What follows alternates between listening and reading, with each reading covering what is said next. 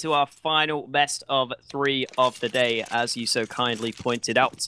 We are here for the Group B winners match. The loser of this one will face off against Kingwin, so I'm sure Kingwin will be hoping that it's not Windigo again, because they've already lost to them once in this tournament.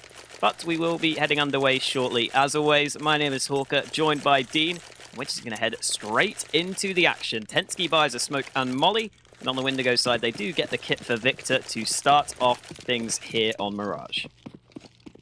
Yeah, and it looks like the terrorists right now will be putting a lot of presence over towards middle. 3 players just grouping up towards the top of mid itself. 1 player in B apartments and 1 actually over towards the ramp, which could be a bit of a danger because right now there's aggression coming in towards B. 1 player here to hold this alone. Next actually finds that headshot, but over towards A, the trades are going to be coming out, and it seems like it's going to be going heavily in favor of Mans Naha.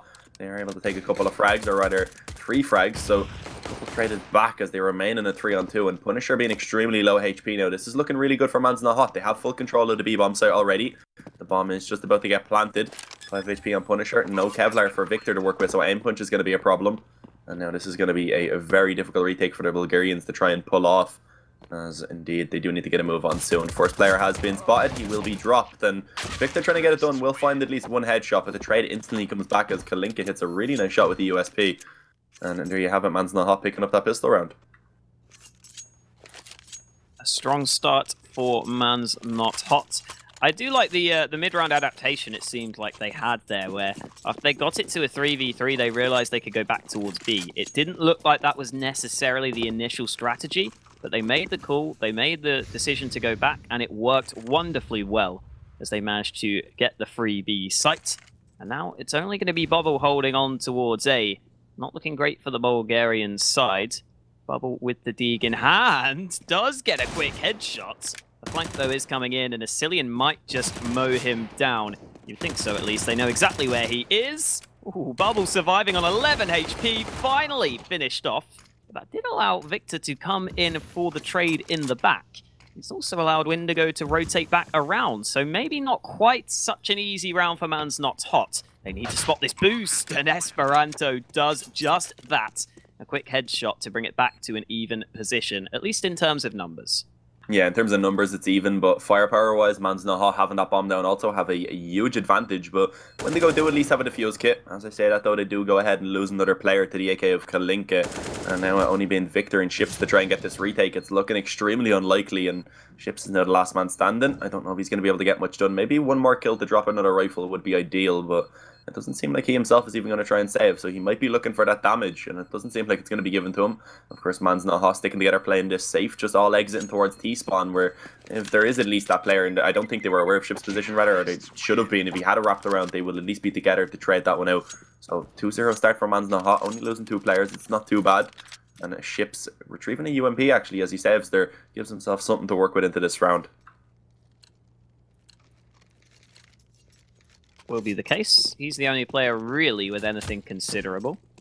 We head into the 3rd round. I think, though, in the context of this series, Windigo won't be too disappointed if they lose Mirage. It's a map that they do have to play some of the time, but they generally don't get too many wins on this map. And I still feel as though in the 2nd and 3rd map, Windigo should be favored heading into Train and heading into Cobble. Either way, on this round, they do have the A stack, so maybe a chance here as the damage is done. Punisher does get that quick kill, but in the meantime, push continues. I don't think it's going to go the way of Windigo. They know the last man is here, and Spellan chunked down to 19 points of health. Mans Not Hot will reposition the bomb. However, Asilian means that the bomb doesn't even need to go back around. They get the final kill, and it is a 3-0 lead, and we will get to see the buy now. Bubble should get the AWP. Indeed he does, whereas Mans Not Hot will stick with the 1 MAC-10. Yeah, and that's not really not really a bad choice, because they are aware that after the force spike coming in the 2nd round, Windigo will be lacking head armor onto a couple of those players, and Spellin, Bubble and Chips are the ones that are going to go ahead and sacrifice that in order to get at least some utility and get those rifles. But early on, it's going to be a bit of mid presence being shown by Mans Not Hot, but they don't actually go out immediately. Instead, looking to try and approach from the underpass position, and look to try and get themselves this lower mid control, as the CTs are just kind of not really looking to contest that, I guess. Playing fairly passive overall, willing to sit back. And the terrorists now, with quite a lot of map control, have managed to get themselves into a decent position early on into this round. Of course, with that Mach 10, it's still going to make it a little bit more complicated. Cillian taking that down mid could maybe be the player who's left to lurking towards connector, or maybe even up into the ladder room if they decide to go that direction. Here we go. It looks like an A split is going to be on the table right now for Mans Not Hot. And the CTs are going to have a tough time trying to hold this. Victor gets the first though. Tries to go for the transfer. Will actually eventually get taken down by Esperanto. But it seems like overall Windigo are doing a good job at holding the save on site as they end up with a one-man advantage. They end up with a HP advantage as Nexa receives a dink in the process of taking that one kill. And then with the bomb planted, it's a one-man advantage for Windigo. With two players at CT, Tensky maybe what's out, but oh, he gets the double spray down.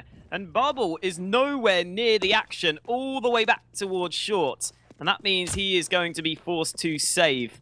Tensky lining them up makes all the difference for Mans Not Hot.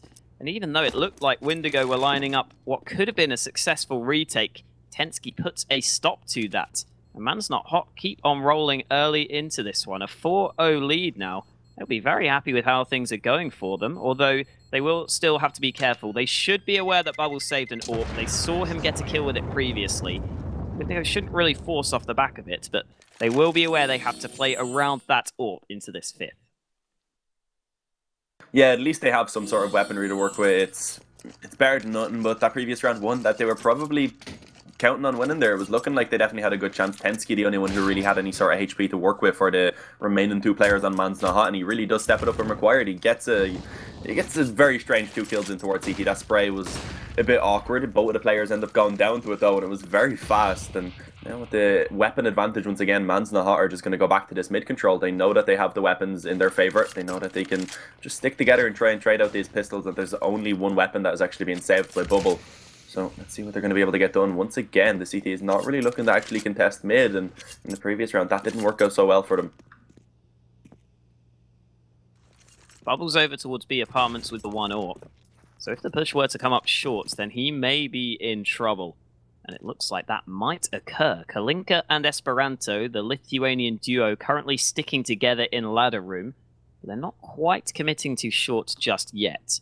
With a minute left, though, the Bulgarians still have no idea where the opponents are positioned. Bubble did just deploy that smoke, so he can now watch towards short. However, it doesn't look like the push will be coming in. And Bubble still has to be wary of either side.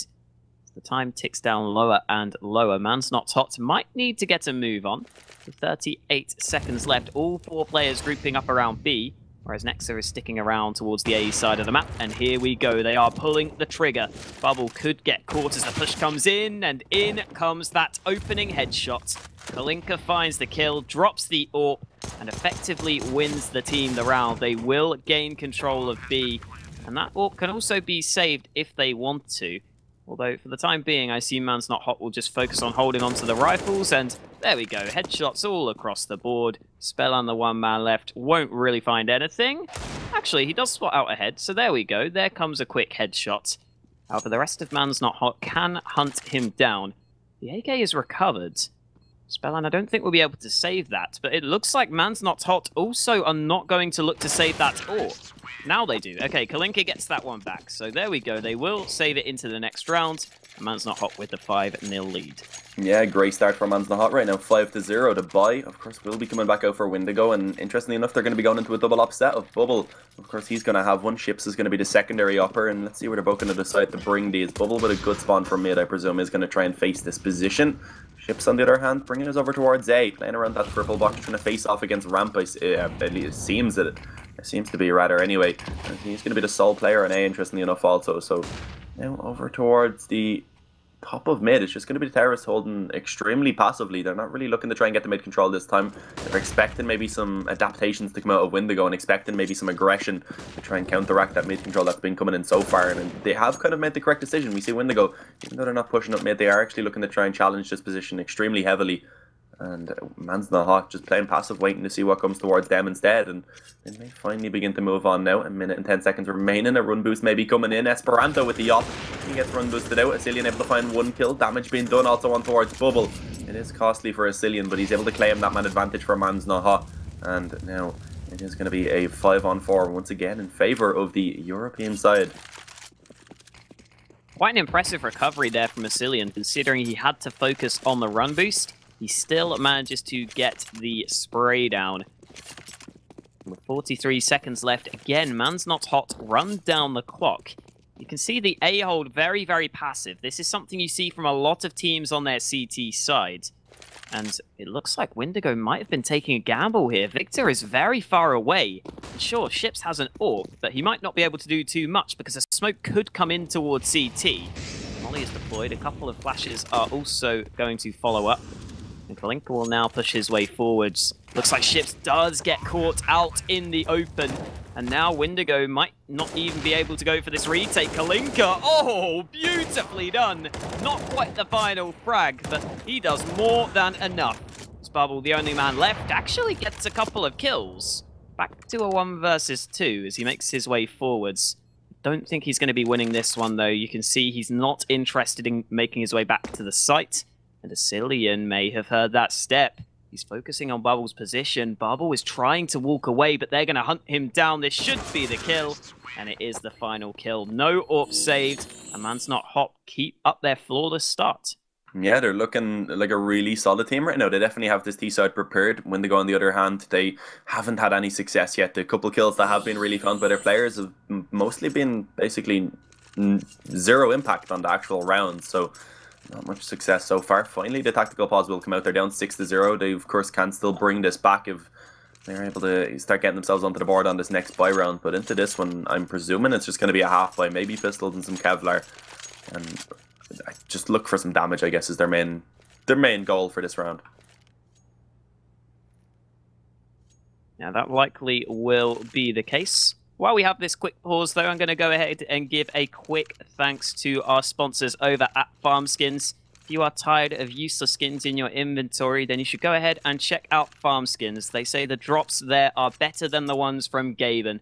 And there are also many everyday activities and bonuses to watch out for. So thanks to Farmskins for making this show possible, and make sure to check them out. As for the game, though, as you were saying, Man's Not Hot with a big lead. They should be only up against pistols. And I was saying that I think Man's Not Hot should win Mirage, and Windigo shouldn't be too worried about that. However, if they lose in such convincing and dominating fashion, then maybe that doesn't show such a good sign for the rest of the series, because Windigo at some point are going to need to start getting some kills together. A couple of players really lacking. I mean, Bubble has been doing quite well when he's had that AWP, but it's never been enough to win them around so far, and that's been a really big issue for this team. Yeah, and also a couple of those kills for Bubble with AWP were exit frags. So as I mentioned, not really anyone having the impact that's required at the moment for Windigo to finally get onto the board. But there is still plenty of time to work out. We are only onto the 7th round of the game, but Man's Not Hot are definitely starting us off as they would have liked to. 6-0 start. Now they're going to be up against just pistols, and with a chance to try and increase this even further, they are going to be playing this safe. They don't want to throw it away. They don't want to allow any of these rifles to be picked up by the Windigo side. And they want to keep the range when they know they're up against pistols. It's a very passive default. Once again, Asilian just going to be holding mid. Two players actually chilling back in the T-spawn at the moment. Not really going to be committing to either side of the map. But it looks like they may finally begin sending something over towards A. We've seen one man who was holding the B apartments for aggression has also begun to back off. And it looks like they may be trying to execute onto this A bomb site perhaps. Use that utility well. The Molotovs to clear out the close positions. And Asilian on mid trying to make a lot of presence to be a bit of a thorn in the side of the Windigo team. As he is going to go ahead and smoke off window, and he could maybe even try and come up connector. Esperanto with the AWP spotted the man towards stairs. However, that player has repositioned. It's Bubble now trying to catch them off guard, and he might do so. Doing some damage to Kalinka, who does drop the bomb. Ships now trying to find something else. Bubble doesn't get anything, but Ships! Oh, beautifully done. He gets all 3 kills. And Windigo managed to win the round. Maybe that timeout did something for them. Just maybe resetting the mindset, because that was incredibly quick in terms of those headshots. And there we go. They finally get a round together. Yeah, and it seems to always be when you least expect a team to get their first round onto the board. When they have the weak buy, they are able to do it. I guess maybe just not having the same sort of fear they had when they had the rifles, but they have to try and withstand the buy once again from Man's Not Hot. And this time they are going to be able to successfully find that trade. Next it takes 1, but Spelling going to be able to come in with the Instant return. And now on a 4-on-4. Man's not hot. They should be still actually fairly happy with that trade. And it looks like at one point they were beginning to set themselves up for that A execute, but it seems like for now they may just back off and look to try and reapproach this round sometime in the future. And for now, see what they can get done on the other sides of the map. Slowly reclaim that control that they've yet to take, such as in the B apartments, maybe a bit over towards middle. So now 1 minute and 10 seconds just about remaining on the clock. No rush at all for Man's not hot to try and push themselves in towards either bomb site.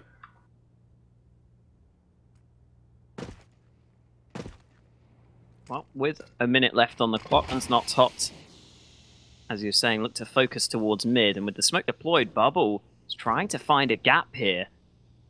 Now the smoke fades, so we'll get the chance. Ooh, he does just about get that frag. They nearly lined up for him, but Bubble will happily take the one kill.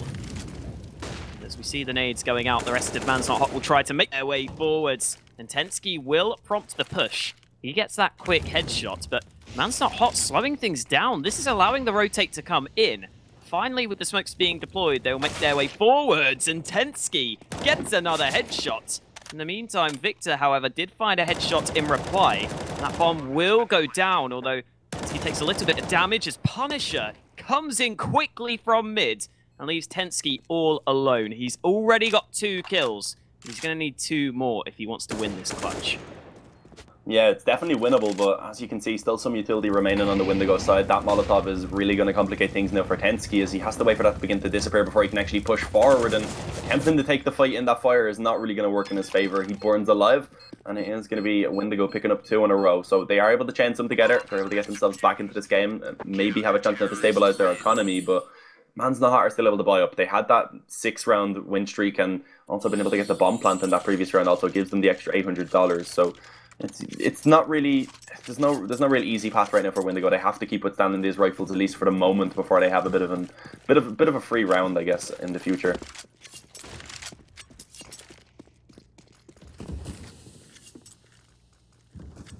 Certainly could see that through in the future, but for now it's a full buy for both teams. And Man's Not Hot, similar to what we saw from Enjoy previously, are all focused towards A. You do see these full-on A plays come through some of the time, and generally they will be very successful in, at the very least, getting the bomb down, as long as those smokes are well placed. Here we go, the smokes come in. One of them goes very deep in towards jungle. There's a big gap there that could be exploited by Windigo. Looks like they don't take that risk, though. They decide to fall back into connector. So Asilian is allowed to plant the bomb in the 5v5, but Punisher does get that one kill, spotting the push. Man's Not Hot tried to barrel through that smoke. Maybe not necessarily needed, but they tried to make the play and lose the trade because of it. Yeah, I like the attempt at least at getting that map control for themselves, but as you said, it didn't really work out. But they are still in with a good chance to try and bring this one back, especially as Nex is able to find that quick headshot in towards jungle. So 3-on-3 now, the bomb picking away. Once again, though, Windigo doing a good job at saving some utility for these retakes. And the Molotov down towards Palace will restrict one person from being able to try and help his teammates. And Bubble almost getting this 1-on-3, eventually gets it. And does he have the time now? He's going to begin to back off. He does not have the time to defuse the bomb, even after getting those 3 kills. So, nice performance by Windigo, but it wasn't enough to win the round in the end, as Man's Not Hot able to get 1 more on the board, but they don't actually survive with a single player. So once again, everything will be invested into this round for both teams, and it's going to be an important one in terms of being able to actually take control of the economy. Bubble makes it close, but close is not good enough for Windigo at this point. And that leaves, as you were saying, both teams with almost no money in the bank. It's actually Spellan now with the AWP in his hand rather than Bubble. A little bit surprising considering Bubble was on point there. We are going to see Man's Not Hot again go for some nades out towards A, but there are a couple of players still back towards B. They might make their way through underpass and go in towards connector, but you can already see the nades being deployed. Victor on the side, but Kalinka finds a great entry on towards ships. Victor is still in position, just waiting patiently, biding his time. And actually, there's a player, Punisher, pushed into T-spawn. He could make the difference on the flank because Man's Not Hot have not gained ground. Windigo have done a really good job slowing them down. And there's Victor to get that 1 kill. Here comes Tensky, a headshot from behind, and Esperanto also finds an entry. There is still the flank coming in. Can Punisher make the difference? It seems like he may at least be able to get some impact on this round, but after finding one kill with his position known, it's going to get even more increasingly difficult. But as I say, that Spellin's able to find one kill. We questioned the ability of him on this weapon, or rather just questioned that he was taking this over bubble, but he's shown that he can get some work done. He finds a single kill. Punisher on this flank gets himself a second onto Esperanto. And now it's all on Nexa and a 1-on-2. The bomb taking away his position, I believe it is known. And a nade, or rather a smoke, is going to go down towards that ninja box rather than Palace position. He is under Palace indeed, and he finds Bo. How does he do that? Spraying in through the wood, able to get that second kill on the Punisher. Did not even notice that he was able to do that until a couple of moments later, because that's the round really Windigo should be winning. They should be able to find that trade 9 out of 10 times, and I guess not this time. Next, able to clutch that round out. Man's not hot, able to continue increasing this lead 8-2, as Windigo's economy once again has been broken. Yeah, the Bulgarians now in... As he was saying, they would have won that round, I think, a lot of the time after they managed to bring it back from that 2v4 to the 2v1. But then it just goes against them. So into this 11th round, Man's Not Hot need to make sure they don't run into the stack. However, even if they do, considering the investment from Windigo, you would think Man's Not Hot would still be able to come out on top. Especially because Asilian is going in first. There's always the chance that he could spot them out, cool things off, and Asilian does get taken down, but they only see one opponent. So Man's Not Hot don't have too much info, but now Kalinka spots them out. Only the one kill, and Esperanto going up close with the AWP. This is such a risk. The P250 comes out, and he takes a lot of damage back to a 3-on-3. And Man's Not Hot still not decided as to where they want to go with the bomb. Finally, they go into connector and realize they can likely go towards A. Yeah, they should be able to get on towards the bomb site easily enough. Esperanto, though, on low HP. That could cause problem maybe later on into the round, but as he catches Bubble off guard during connector, that should be able to seal this round in the favour of Man's Not Hot, especially with Nexa finding yet another kill. Punisher gets at least a bit more damage in, but it won't be enough to claim the round as Man's Not Hot 9-2. Windigo, they should be getting the buyout now, at least getting damage in the previous round will keep the economy of Man's Not Hot modest, but with the current scoreline, Man's Not Hot are looking really good, building up a very solid T-half already, and there's still a lot of room for them to grow that even further. But let's see if they will be successful. Kalinka, interestingly enough, staying on a Mach 10, as Esperanto with the op is going to be going for this peek over towards middle, and the aggressive push by Windigo, it could cause trouble. Esperanto takes the first, Kalinka with the Mach 10, the spray down by Bubble will eventually be returned, allowing for Man's Not Hot to retain that man advantage. And now, with a one-man advantage, Man's Not Hot, they can probably just slow this down. They don't really need to stick around on mid. They can group up whenever they're ready to try and take over one of these bomb sites. Ooh, Esperanto nearly gets another frag. Would have been a triple if he would have connected. However, he just misses that one. And Windigo at this point is a really, really hard position to be in. But I think I'd prefer if they just took a risk and stuck 2 players together. When you're in a 2v3 like this, it's very unlikely you're actually going to be able to hold on to a bomb site. And especially Spellan out towards B, he's committed to B in towards bench. Maybe if he was in kitchen, he could try and play for 1 kill and then just play safe and call for a 2v2 retake. But he's committed to the site, so if he gets caught out in the open, there's nothing for him to do. And if he goes down without a kill, there's no chance of the round win. So I think I wouldn't mind either someone pushing from Windigo or them taking a stack towards a site, or just playing positions where they can fall back, like Ships is. But it seems like Spellan, if he can't get these 2 kills, might just have to concede the B site. And you can already see the A fake coming in. Spellan is rotating off at just the wrong time. Really nice A fake there from Nexa. That's such a smart call, because now Ships is on 28 HP in an almost unwinnable clutch. That was a great round. The Man's Not Hot are definitely impressing me, and you see they've already been able to reach double digits. Completely solved that fake there just by having one player using a bit of utility over towards the A-bomb site. Spellan, he was in a decent position to be able to maybe get 1 or 2 kills there, and that's all he needed, but unluckily for him, just as he begins to rotate, he gets caught in the back by the off player. So Man's Not Hot 10-2, likely to be able to increase that even further, as Windigo once again are just going to be working with pistols, and it's only a half investment. At least they don't invest everything into this one. They will be able to purchase up in the following round, but still they haven't been having too much success with these pistols, so it's looking like Man's Not Hot will keep improving this T-half even further. Yeah, and for what it's worth, again, it's Esperanto leading the way for Man's Not Hot. He's been a real standout player for this lineup, and as it was pointed out yesterday, he's only 16 years old, so certainly a lot of potential in this team. Either way, we are going to see Man's Not Hot go for the A play. They have, however, gifted an AK into the hands of Bubble. So that's slightly dangerous, but the bomb will still go down. And it's planted very, very openly. Bubble, though, gets a free kill. Esperanto thought he was safe, but he didn't have the teammate support. And Victor also nails a headshot. Tensky finally gets something done for Man's Not Hot, but they're both stuck in towards ramp. And Punisher is going to punish that. He gets that first frag. I think they should be aware Tensky is also in this position. He's just so low on health that Bubble will finish him off. And there's plenty of time for the defuse. Again, Windigo win with just pistols, but whenever it's been a gun round, they've really struggled to get anything going. Yeah, so I'm still not too confident for them coming into this round. If they can get these final 2 rounds, they have a chance certainly to get that comeback if they can win the pistol round on the T-half also, but they haven't really had any success up against the guns. This time at least, Man's Not Hot, they aren't going to have the up on the Esperanto. That's been a weapon that's had a lot of impact at finding those opening kills, so let's see how successful they are going to be this time, as it looks like they will be at least selling a bit of mid-presence. They leave one player just holding this position passively, and I think they're getting super aggressive up mid. If he continues to go forward, he could be caught off guard, and it's actually Kalinka instead to open it up. Coming out through one their pass, takes down Bubble. One more player up close, Esperanto. Does he expect that as the flash goes out? And it's going to be down towards the bottom of middle. The kills going all in favour of Windigo. Victor, Punisher, they are going to be able to take 3 kills between them. And Tensky and Nexa are going to be all that stands for Man's Not Hot to deny another round gun in favour of Windigo. And at least an attempt coming in at the moment. Nexa gets 1. Tensky also taking down another player. And now in a 2-on-2. Even with the HP advantage in favour of Windigo, they need to be really careful. They don't want to throw this away. They cannot afford to lose this round. And for now, Spellin forced back by that Molotov. Wow, a couple of kills for Man's Not Hot. They take some one-on-one fights. And Tensky gets another headshot. Man's Not Hot have swung this back into their favour as Tensky gets the final frag. That has got to be a pretty grim loss for Windigo. That's pretty soul-crushing, to be honest. They got into the position to finally win a gun round, and yet it didn't go their way.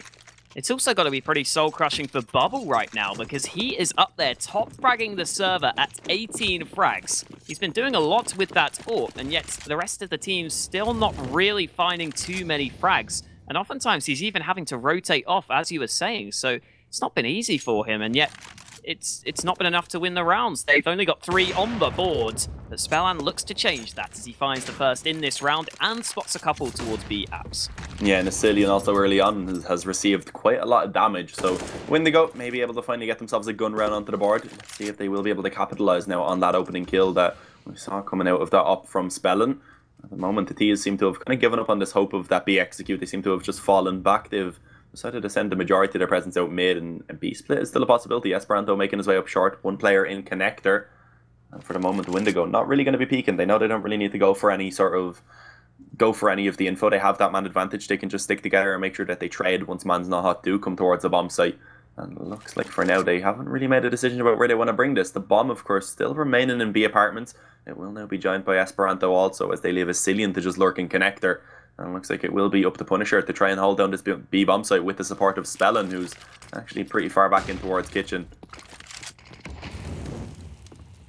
Asilian's still in connector, so he might be able to do some damage, especially if Ships goes for the rotate. But Asilian tries to make the play. He was so low on health, I don't think he was going to go for it, but he decides to do so, and that costs him. Oh, Tensky again goes for an aggressive push. He's been finding a couple of entries for his team, and that trend continues in this round as he opens up B. But Windigo still have the man advantage, and Spellan spots the head and takes Tensky's head clean off his shoulders. Ships is also going to push in. Solid kills for Windigo, and they overwhelm the last man. So at the very least, a 4th round on the board to close out the half. But Man's Not Hot certainly still in better shape, and considering how many of the gun rounds went convincingly in their favour, I can't really look beyond them in this second half. Yeah, this pistol round is going to be so important for Windigo. If they don't pick that up, Man's Not Hot, I'll say they'll be closing this out probably 16-3, or 16-4 rather. I think if Windigo don't win that pistol, we probably won't see them picking up another round in this map. Maybe a bold prediction, but I don't know. I don't think it's very bold, judging by that first half that we just witnessed. I mean, the few rounds that Windigo did win seem to be with just those pistol buys, so maybe there's a chance for them. But yeah, I think I agree with you. I'm also just very impressed with Man's Not Hot. I assume Nexa's doing a bit of the calling. I'm not exactly sure, but it has been quite impressive from Man's Not Hot. They've had a couple of really nice rounds, and then for the most part, they have just gone for fairly basic plays, but that's what's been working. So they haven't needed to go for anything too advanced. And yeah, a couple of rounds really well calls, just sort of mid-round calls working quite well for them, even on the initial pistol. Remember, it went back to a 3v3, and then they sort of pinpointed the weakness in the CT setup. They managed to get towards B. So I think that's always going to be the one thing that's questionable about Man's Not Hot is, do they have the right leadership? And it seems like right now the calls they are making are on point. So that's really nice to see.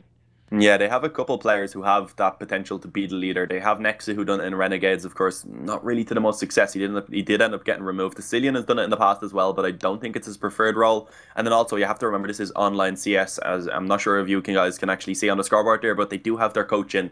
They do have Neil M, who is allowed to give that input and try and help them out. And it definitely seemed like there was a lot of success on that T side. I'm not sure how much would be contributed towards the Irishman that is their coach and their manager. But yeah, it was a great performance by Man's Not Hot. And I'm expecting them to carry it on in this map at least. Windigo, they are the type of team that has a lot of experience. They should be able to reset themselves after this map and try and come back into it on trend.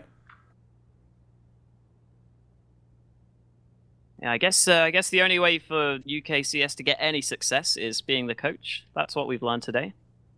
But yeah, Man's Not Hot. Actually Irish.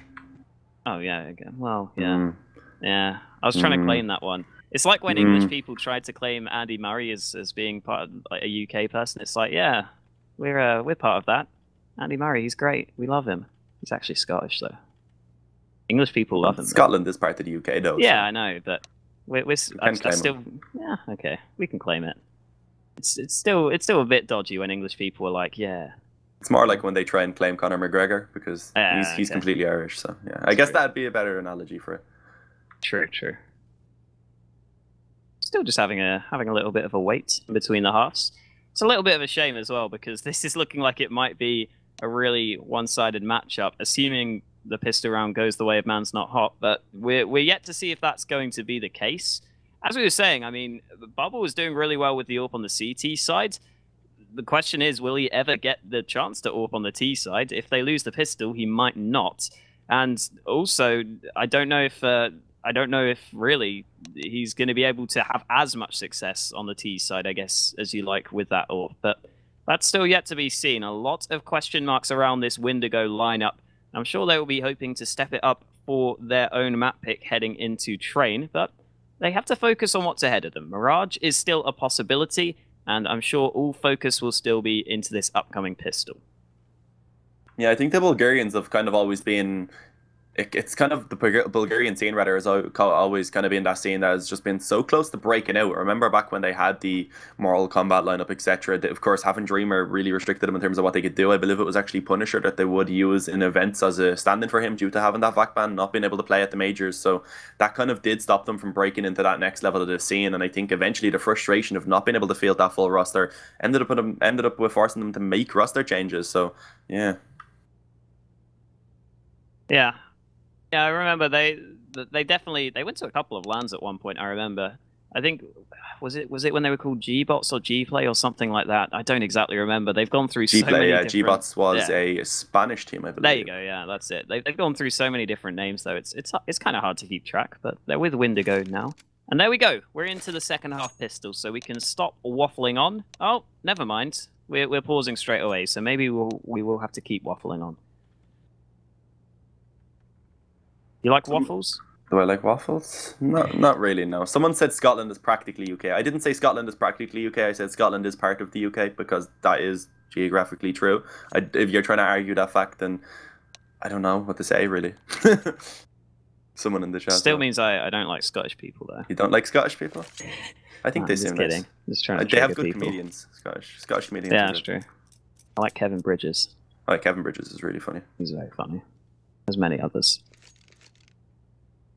What Irish comedian? I guess there's a lot of Irish comedians. Dara O'Brien's pretty funny. Dara O'Brien, what's his name?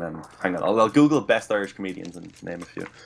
Tommy Tiernan, I don't know if you'd know him over in the UK. Don't think I've heard of him. top 10 Irish comedians. Google it. Tommy Tiernan, Dara O'Brien, Ardal O'Hanlon, Dylan Moore, David O'Doherty. I've seen him. He does be on panel shows such as Mock the Week, etc. Brendan Grace. I don't know if you know him. Imagine if you're not from the UK, right? Ed Bourne, obviously, yeah.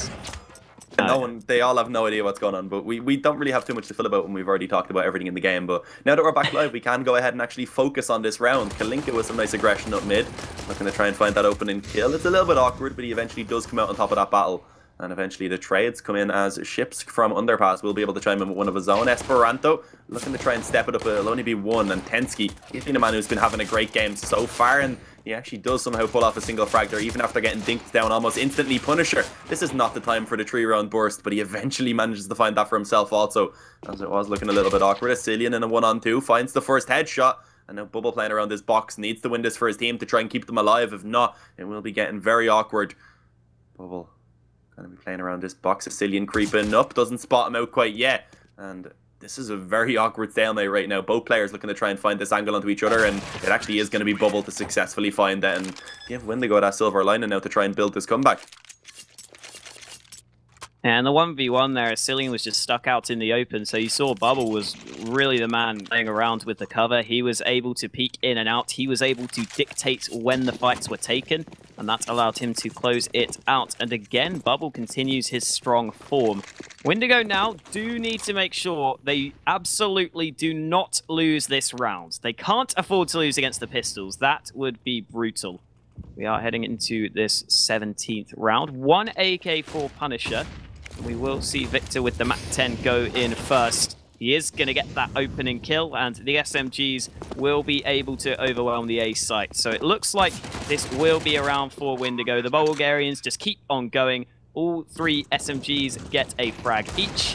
Tensky at mid should get the 1 kill in reply. However, it's only an ump dropped. Windigo will be fairly happy with how this round went. Yeah, certainly. Only losing that 1 player, of course, they need to be worried. They could still maybe lose a couple more. I don't think they'll really be hunting. But, yeah, Victor on low HP also has to be worried, because at the moment he's in CT spawn. He is going to have to start moving. He'll have to try and run away to actually save this, or else I think the bomb may do too much damage to him. But I might be wrong. He might be perfectly safer in this corner. I'm not 100% sure. But yeah, it is going to be that round gun in favour of Windigo. Luckily enough, they're able to withstand the pistols, and I think they're trying to body block him. And yeah, there we go. He only takes 3 points of damage. I don't think that body blocking actually works. I guess that was just a bit of a joke coming in by Punisher, like, I'll protect you. But yeah, he survives anyway. Now this will just be a full eco coming in by the CT side, as they have that UMP that was saved. At least they have the Kevlar also onto a Cillian, but it should be Windigo being able to claim a 7th round. Yeah, certainly seems likely, even with a couple of guns saved. Won't be too much for Man's Not Hot to do, except for fully stack the B site. That's what they've decided is going to give them the best chance of either doing damage or maybe even straight up winning the round. We are going to see Kalinka in towards short by the looks of things. Trying to just take a peek towards mid, see if he can spot anyone out. And Windigo are leaning towards B. This could be dangerous if they don't spot out this stack. You can also see, however, Spellan in towards Connector might try and get some info towards A, but the push comes in, and Kalinka does get that opening kill without a trade. If Windigo pulled the trigger now, they could very much risk losing this round. They need to be careful, and Bubble is going to be able to get that trade. So back to a 4-on-4, but in comes the B push.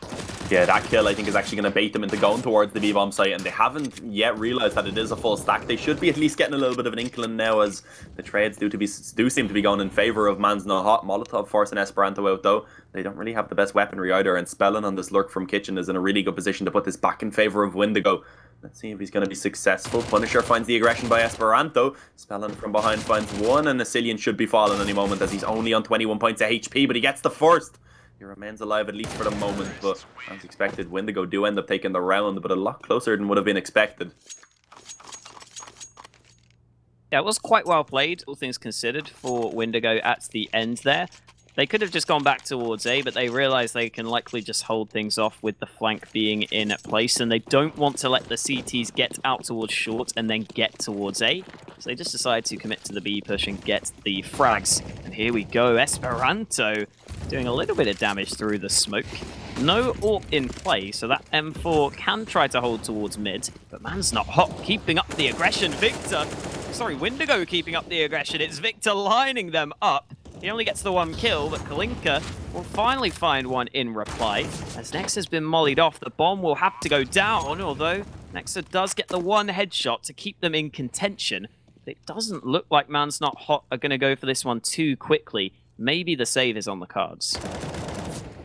Yeah, I would say so, especially with them now being aware their ships is holding down this murder hole. There's no real room for Asilian to actually go ahead and try and move in for that retake along with Nexa. So they are just going to back off. Nexa receiving a lot of damage, and it's going to be hard for them to even save now. Spellin in a great position to cut off the players as they make their way back towards B.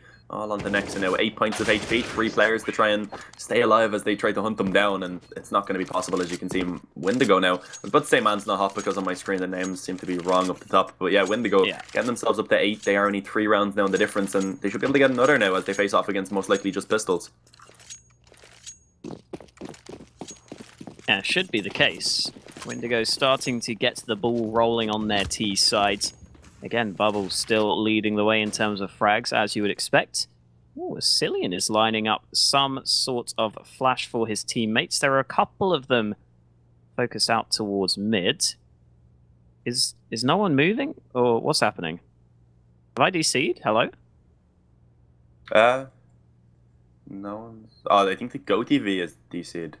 Because it's not working for me either. It seems like the GoTV may be having a few issues. I'm not quite sure. Maybe we can have the production hop in now and tell us what has happened. They themselves probably are waiting for the info. But yeah, it seems to have dropped.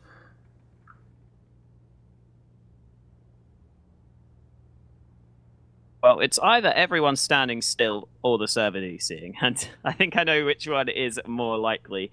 Only Asilian with a flash in hand. So I think it's certainly going to be some sort of technical issue here. A little bit of a shame. Again, we are trying to get them sorted as soon as possible. But yeah, Windigo with a strong start on this T side. Certainly looks like they could still compete here. And this is exactly what I want to see from them, to be able to potentially get back into this series. Because remember, this is Man's Not Hot's map pick. So just making it competitive, I think, should be enough for Windigo. Because in my opinion, at least the final 2 maps, Train and Cobblestone, will be fairly good for Windigo. I still see them taking this one 2-1, in my opinion. I'm actually, right now, judging by how well Windigo have been able to adjust and come back on this T side so far, I think that it could still be a 2-0 to Windigo. I think that's actually very likely. I was impressed by Man's Not Hot on the T side. Not having a great start on the CT side, they haven't really had too much chance to actually do anything with those rifles yet. So I guess the next gun round is what we will really base that on. But yeah, it's not looking so good early on with a few rounds in favor of the... Oh, are we back? What just happened? We have returned, apparently. It is going to be Punisher now making his way out of Palace. I'm not sure if it's returned on everyone else's screen, but it is indeed back for me anyway. First kill in favor of Windigo as Punisher is able to open up that A-bomb site. So it's trying to return it back as Pensky actually does go ahead and get one, as does Asilian. But it seems like it should be still gone in favor of Windigo as they claim a 3-on-1, with Esperanto being the last man standing. And he actually finds at least 1 kill. Doesn't lose HP, but oh my god, that's a 100 HP nade by Victor. Absolutely destroys Esperanto. No Kevlar, no chance. Nicely done. Man's Not Hot do mop up their 9th round. Here comes the buy. Esperanto with an AWP. You can see, in terms of the scoreboards, the entire Man's Not Hot team is fairly even in terms of frags. However, that's still not really enough for them to gain that big of a lead. It's cut back to a 2-round lead for their side of things. And right now, Man's Not Hot do have 4 players holding towards A. And Windigo might be lining up the push. This could be deadly. They are going to go for the play. It's looking good for Man's Not Hot as long as they can find this hold. Esperanto gets the first kill. Oh, Smoke is actually killed through by ships, and the frags are coming in. There's still a player left, though, under wood. Are they going to expect Kalinka? He's going for the push. Kalinka gets one and the second frag. It's all up to a 1-on-1, though. Punisher did find the trade. Bomb is dropped and Asilian gets into position. Kalinka, being the 4th player, caught them off guard, and that made all the difference.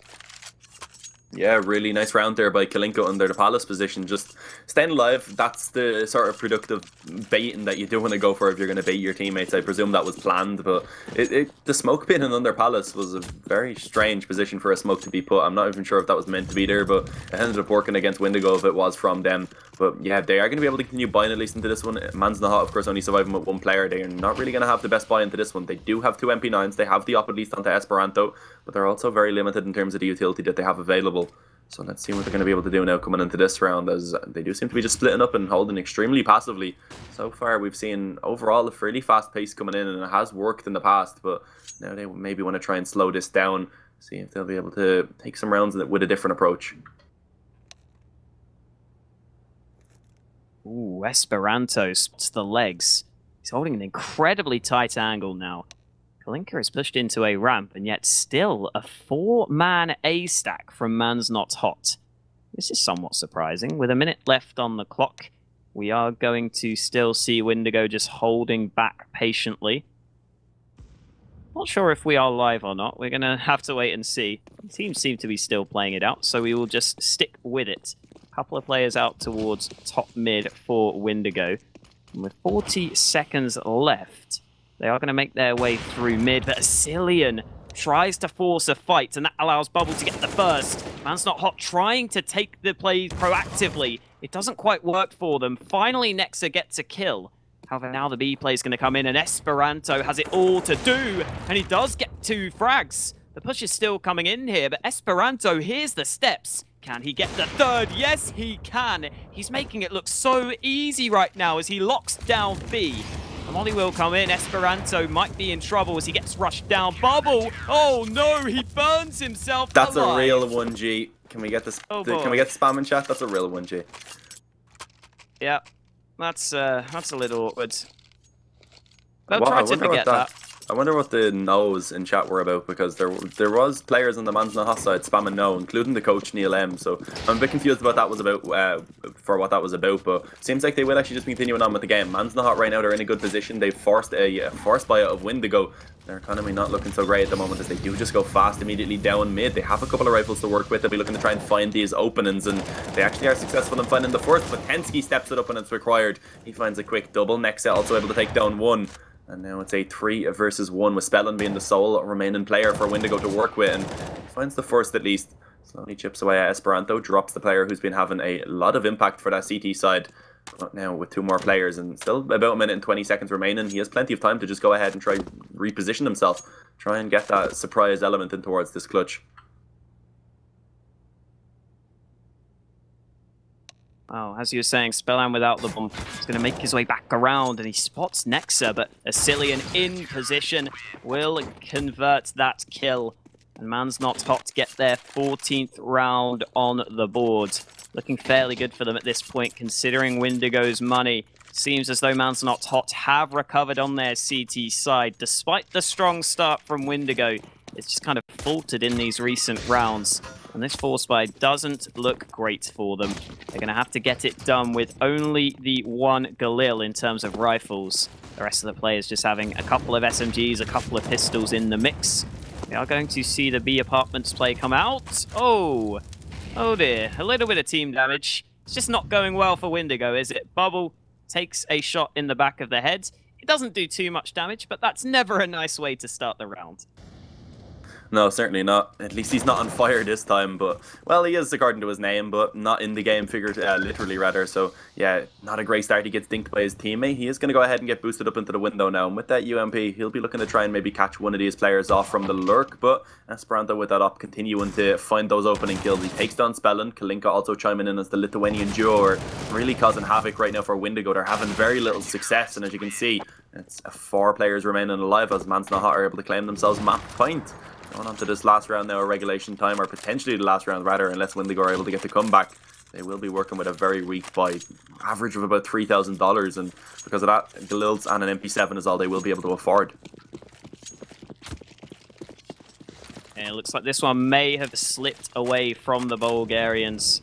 We are going to see them again just spread out across the map, hoping that a mistake is made.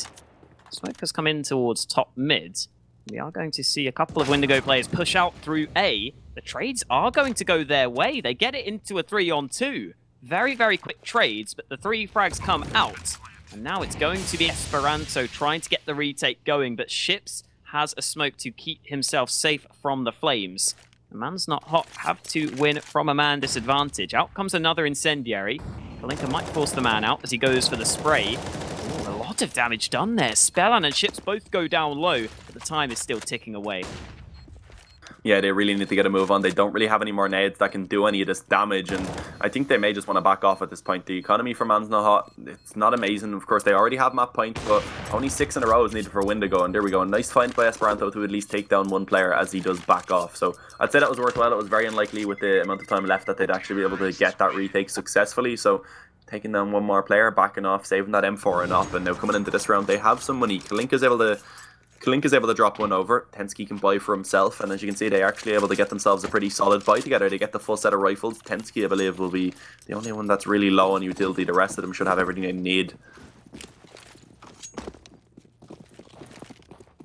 Indeed is the case. So that round win does a lot for Windigo. Man's Not Hot, if they lose this round, will also be in a position where they don't have the full buy. As Spellan spots the man, great flashbang, easy frag. And that will be Windigo again gaining a man advantage. Now they can afford to slow things down, and you can see Asilian tries to force the fights. And he does get the 1 kill at least, but Spellan also still trying to frag out as Kalinka runs straight through the smoke. A little bit ill-advised there, however Nexa does clean up a couple of kills and brings us back to a 2v2. Just as I say that though, Punisher finds another pick, but Nexa tries to force the fight. But Punisher holds his ground, and Windigo break the CT economy. Yeah, really nice round by Windigo now. So Man's Not Hot, rather. They're going to have to go for the eco into this round. That'll allow Windigo up towards 12.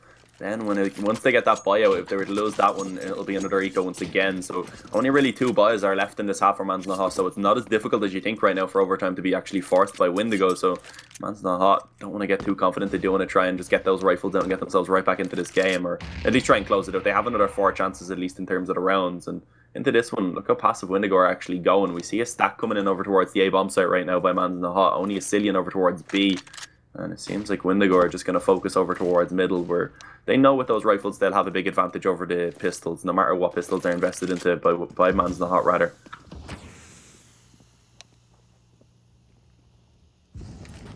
Yeah, it does look like Windigo may have made the correct decision to go back out towards B.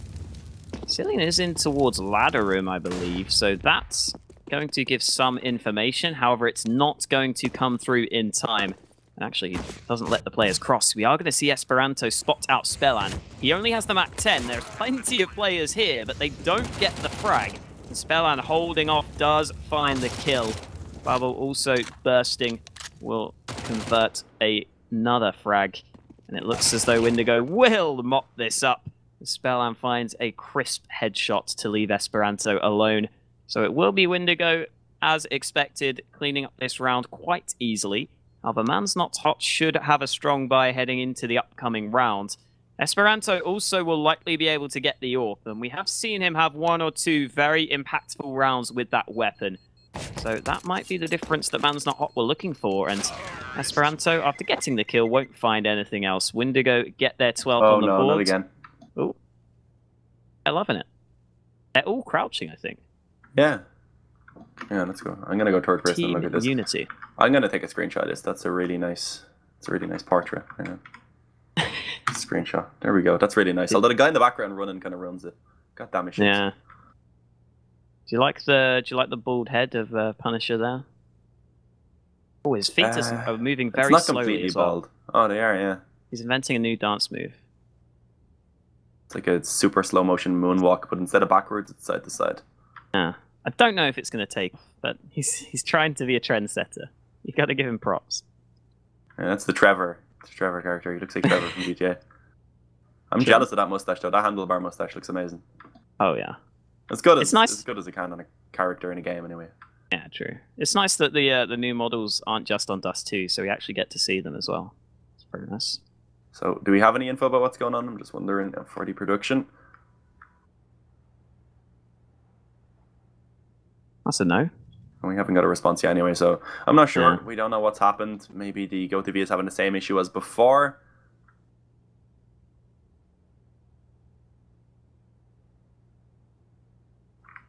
Okay, we got information of what's going on. It's the eBot is not working correctly, so they paused in the game, and that just causes the GoTV itself to also pause. So sadly, we don't actually catch up with it. We may have to still sit through this pause, I believe.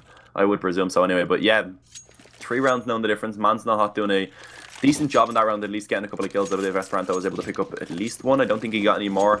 But coming into this one, as you mentioned, he is going to have the off, and he has been a player who's had a massive amount of impact when he had the chance to get this into his hands most of the time. And this time he's going to be changing up the position that he brings it towards. Instead, going to be going towards short now. Looking to try and get something done towards middle. But Windigo going immediately into this A execute are going to be looking to try and overwhelm this site. And with a retake setup in play, they should be at least successful at getting this bomb planted. Spellam was throwing a smoke from his teammate's head there. That looked like a really quick way to smoke CT. I think that's what they were trying anyway. That works. That's really cool to see. Either way, Tensky doing a little bit of damage through the smoke. But as you were saying, the A site will be gained control of, and Man's Not Hot are not reacting.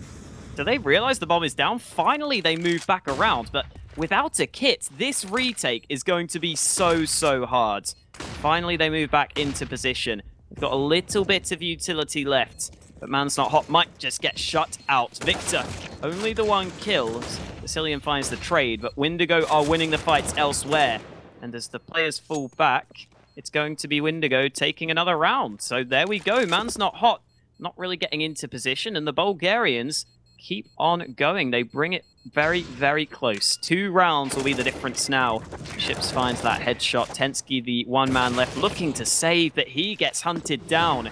And it might just be Man's Not Hot having to play for round 30 now. Yeah, it seems like we actually skipped the pause. This is ready unpause in the chat, and we didn't have a pause, so that's good. We don't have to go ahead and wait for that pause. We will be now catching back up with the game as it is, and going into this one, it's just going to be a half by Man's Not Hot. They're going to be focusing on trying to take this game 16-14, so Windigo looking good to at least get themselves up to this, get up to this 30th round. Oh, never mind. Tensky and Kalinka able to find the kill each. The bomb is dropped. There are going to be ships coming out of Palace now to try and get something done, but if he falls, it's going to get really difficult, and Kalinka finds it. This is looking really bad now for Windigo, as they may just fall at the final hurdle up against those pistols of all things. This is going to be heartbreaking. Next to yet another kill. Spellin, last man standing.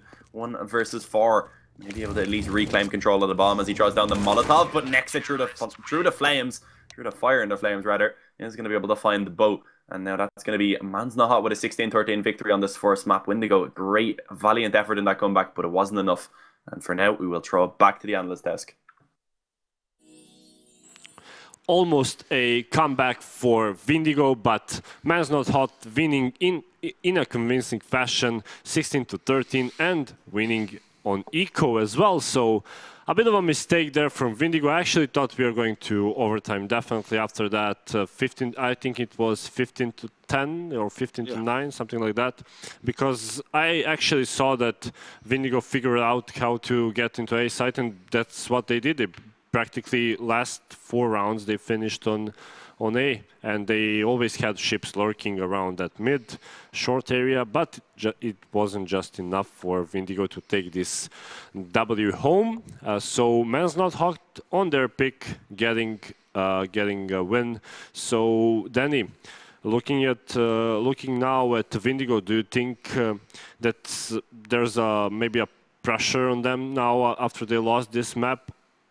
And of course, going for a comeback and not managing to get one, is it frustrating for the players? Yeah, of course, it's not easy for them because they made a they negotiated in a comeback, winning 13 rounds, but that wasn't enough for them to win on the first map, which wasn't their pick. The next map will be Train.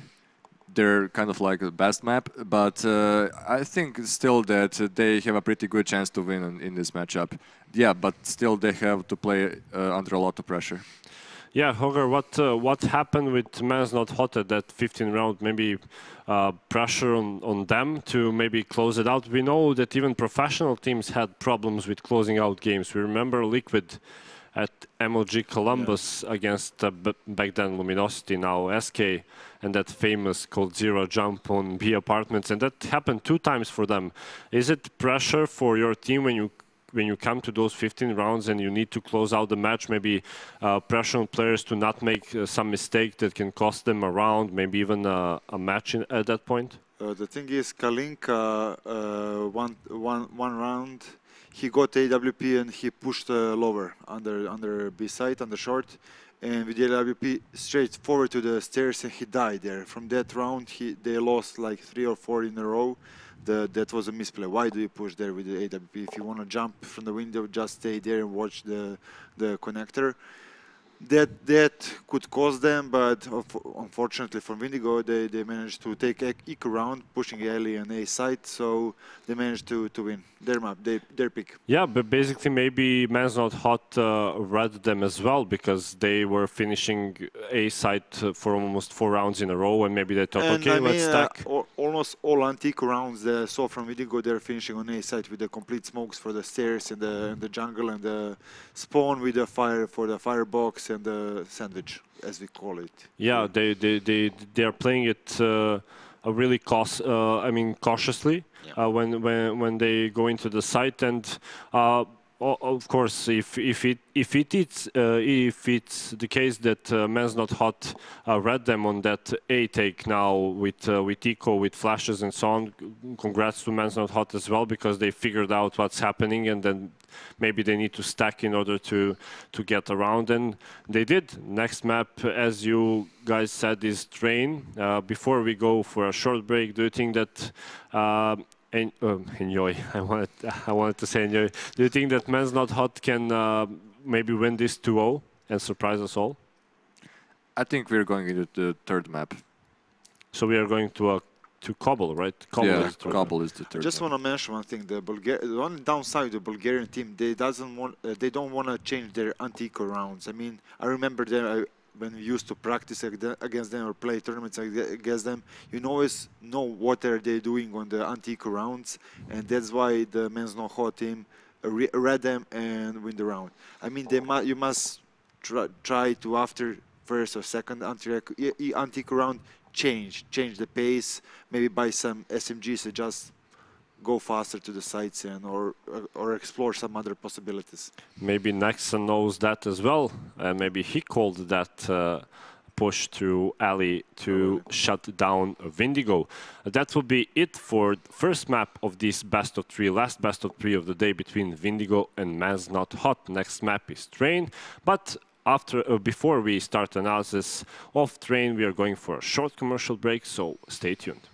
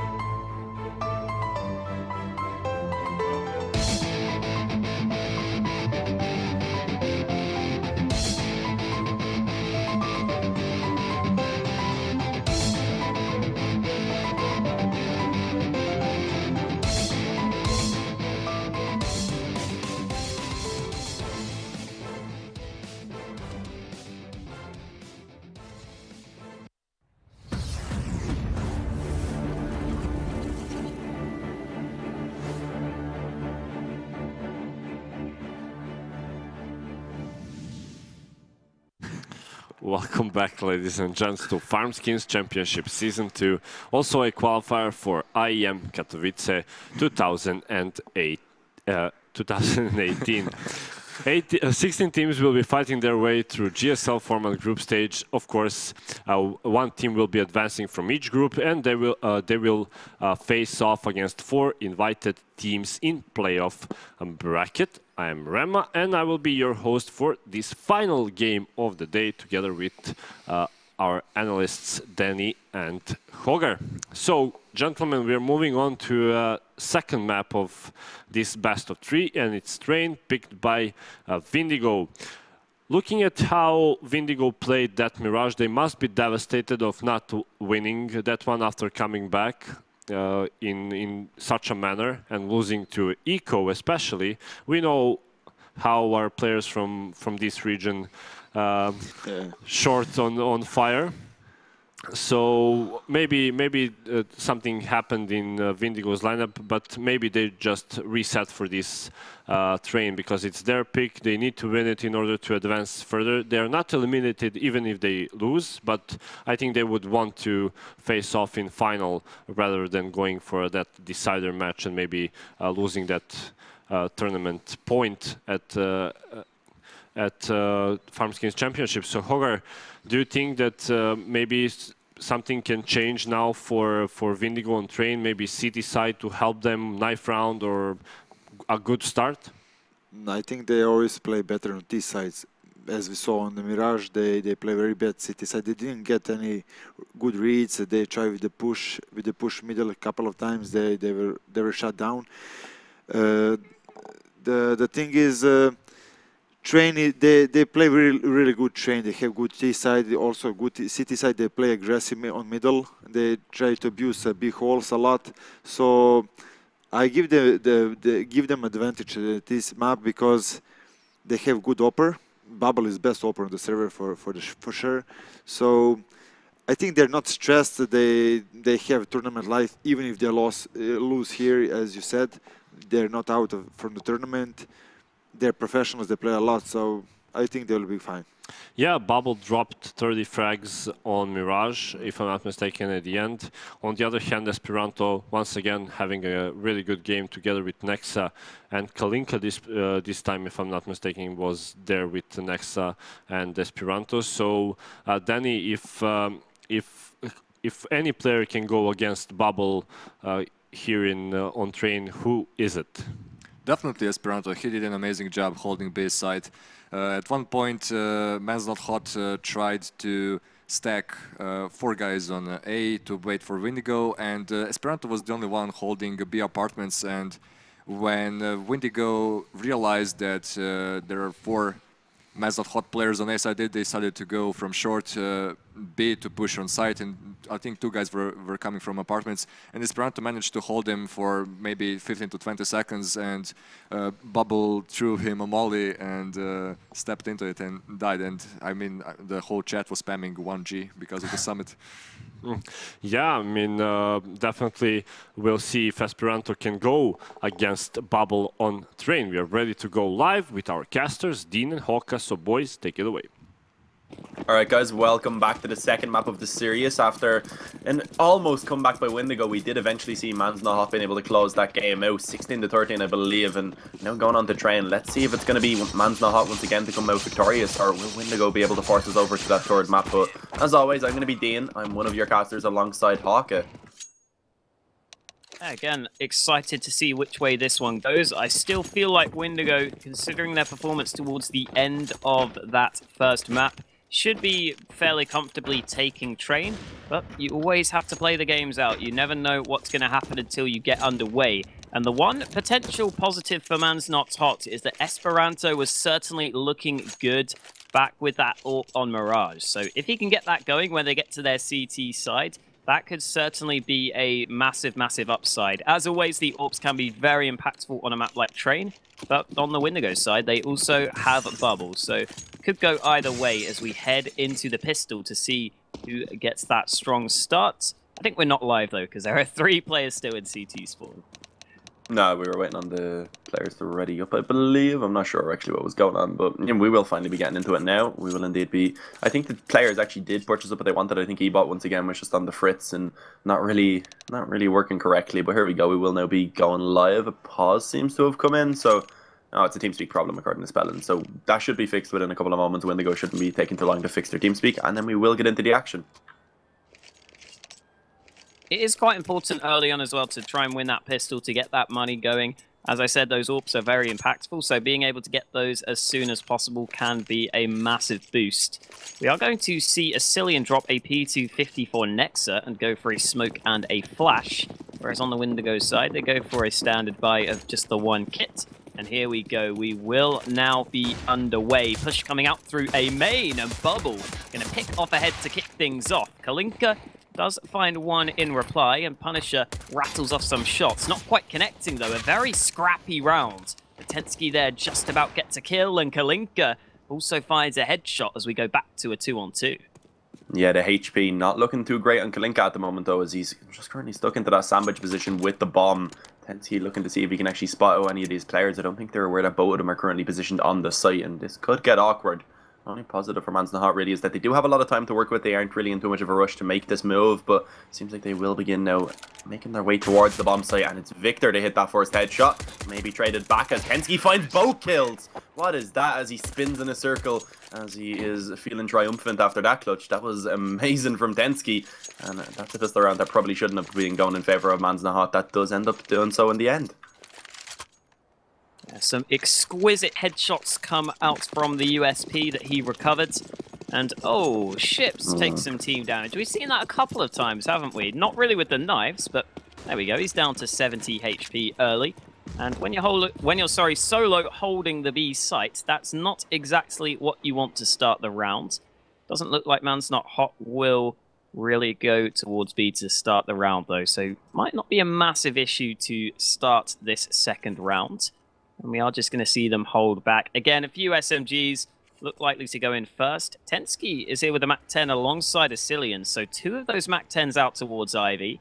If there were players here, they could run the risk of going down and losing these SMGs without really the chance for a big weapon to get the trade.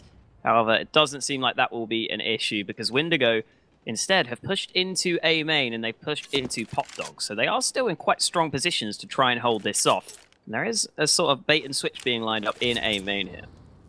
Yeah, this could get really dangerous now as they look to try and reclaim A main control. And as I say that, Nexa finds one, but Punisher up close with the CZ gets himself a quick double kill. Esperanto trying to bring it back. He only finds one before being traded once again by Bubble. And now it's all into the two MAC-10s in the hands of Tensky and Asilian through the smoke. Tensky spamming wildly. Yet to be able to connect enough bullets to get the kill, but Asilian will be the one instead to finish him off. And now back into a 2-on-2. The rifles have been upgraded to, and it's going to be just the CZ for Spellin and Chips to try and clutch this one out. As Mans Not Hot looking once again good to be able to take this round after it had begun to slip out of their hands. Still no guns recovered for Windigo, but as you were saying, a very winnable position as Spellan pushes straight through the smoke.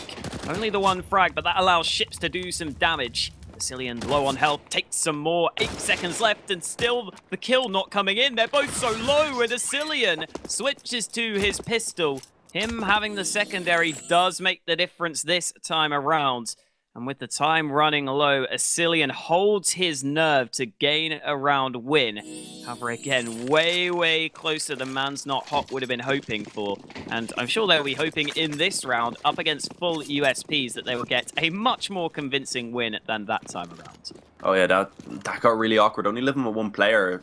Windigo, they're actually going to go for the full eco. If it was a different team, maybe a certain Polish team we saw playing earlier on, they might have actually went for the buy due to taking Mans Not Hot down to only a single player and keeping their economy so low. But as you can see now, Mans Not Hot, just in case of the force play coming in, they play it safe. They go straight for 4 rifles. Asilian with the MAC-10 will be the man that tries to scout out one of the bomb sites, and they should have this round easily enough. There is no force play, of course. It's just 5 USPs for Windigo to work with. They're focusing mainly now on that gun round to get the up out and try and get themselves back into this 3 rounds in now. It should be Mans Not Hot with a 3-0 lead. And today I've seen a lot of rounds where no damage is done by either team and the bomb gets planted. I think this is the most I've ever seen. Like, I think this may be more than I've ever seen before combined. It's been a very strange day. These gamble stacks have just not really been working out at all for the CT side.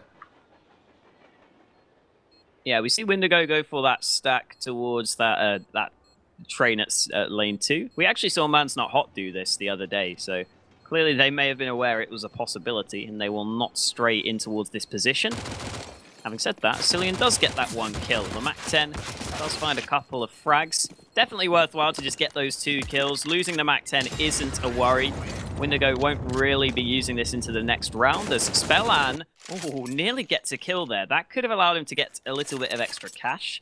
However, it will just be Man's Not Hot with the 3-0 lead. And as you can see, the MAC-10 will not be used. So good play from Cillian just to get some extra cash. And into this 4th round, Bubble will be the first man to invest into the AWP. Despite Windigo losing the pistol, let's see what he can do with that AWP in his hands.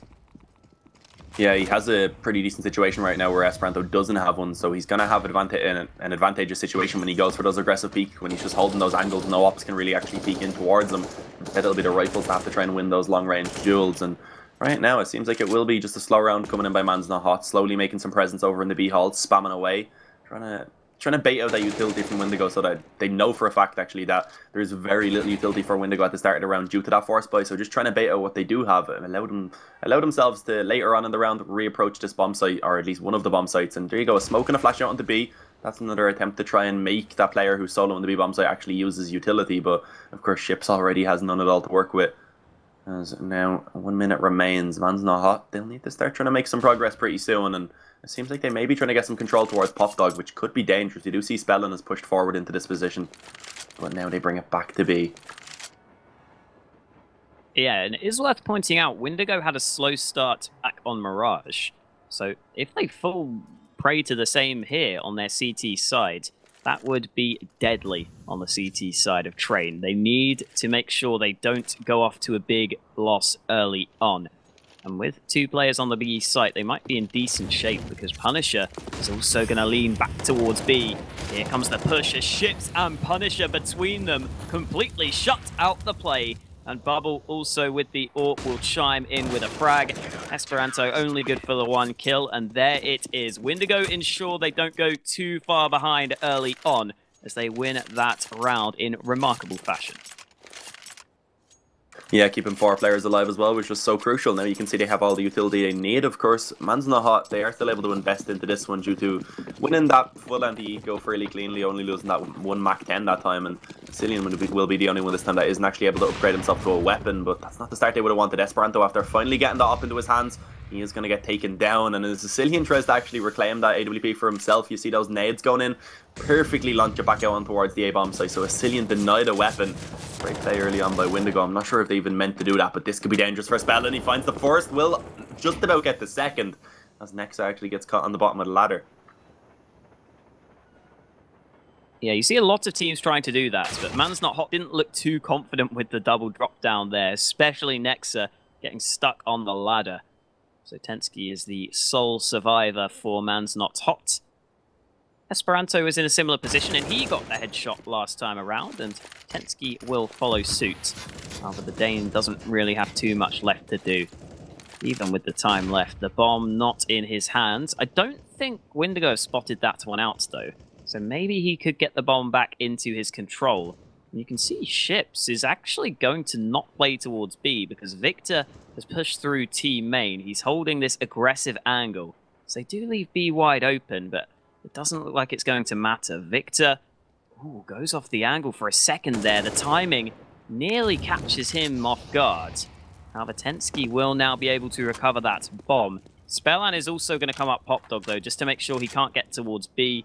And so with 22 seconds left, Tensky still coming forwards. The rest of the team doesn't have money, so he probably should just go for this. Even if he dies off, it's probably better to do that than save. And, oh! Okay then, Bubble just gets the wall bang. Right, that's how you end the round, I guess. That was surprising. There we go, they get their second round. Not much else to say, I'm speechless. Poor Tensky, he tried. Yeah. He tried. That's really all you can say. He tried to save. That's something that's definitely out of your hands. You think you're in safety, and all of a sudden the opposing player just shoots you through a couple of walls. There's nothing you can do with Cillian. Actually going to be able to get a bit aggressive out towards A early on, and Ned goes down and does very little damage, but the cleanup of the MP9 was looking likely there. Punisher at least takes 2 before falling, and I was gonna say we should still see this being an easy round for Windigo, but Esperanto claiming a couple of kills, one of those being an MP9 kill, is actually pretty good for his economy. I'm not sure what his money's up to right now. He is going to be on 5,200, and actually thanks to getting that MP9 kill, he is going to be able to get a glass cannon up if he wants to. And there it is. He does decide to invest with a smoke alongside the AWP. At least some sort of utility to go along with that big gun in his hands.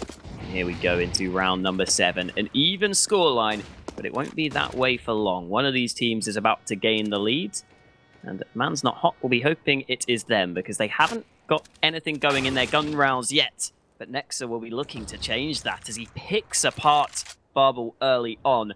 That's a really nice entry as well. Taking down the opposite AWPer makes a big difference, and that cannot be recovered. So Man's Not Hot can afford to slow things down. They should be aware they're likely not going to be up against a second AWP as well, so that could allow them to go for a multitude of plays now. They can take some long-range fights if they want, and ooh, Ships does get the kill in reply as Nexa tried to push out B there. He was all by himself, so I wasn't expecting him to take that duel, but that brings us back to a 4v4. Yeah, Ships at least in the process loses a lot of HP, so Man's Not Hot in the 4 versus 4. They will still be slightly favoured, so they won't be really too upset with that. They can still just try and regroup and take something over together, but 40 seconds remaining, they need to get a move on soon, and it's looking like they will be splitting in towards this A-bomb site where the CTs have a pretty solid defense set up right now. And as you can see, Victor starts it off strong, gets one, Kalinka able to try it successfully, but Stalin from Popdog returns it again for the CT side. And let's see if Esperanto and Tensky are going to be able to get this done. Tensky very low, Esperanto no Kevlar to work with, and it is all going to be onto that off player now, as the Lithuanian youngster is going to have a big task at hand, and the barrel is spotted through the corner of the smoke as he gets taken down. Yeah, a little bit of a shame for Esperanto. He can't really get anything going with that AWP. So Windigo keep the win streak alive 4 in a row.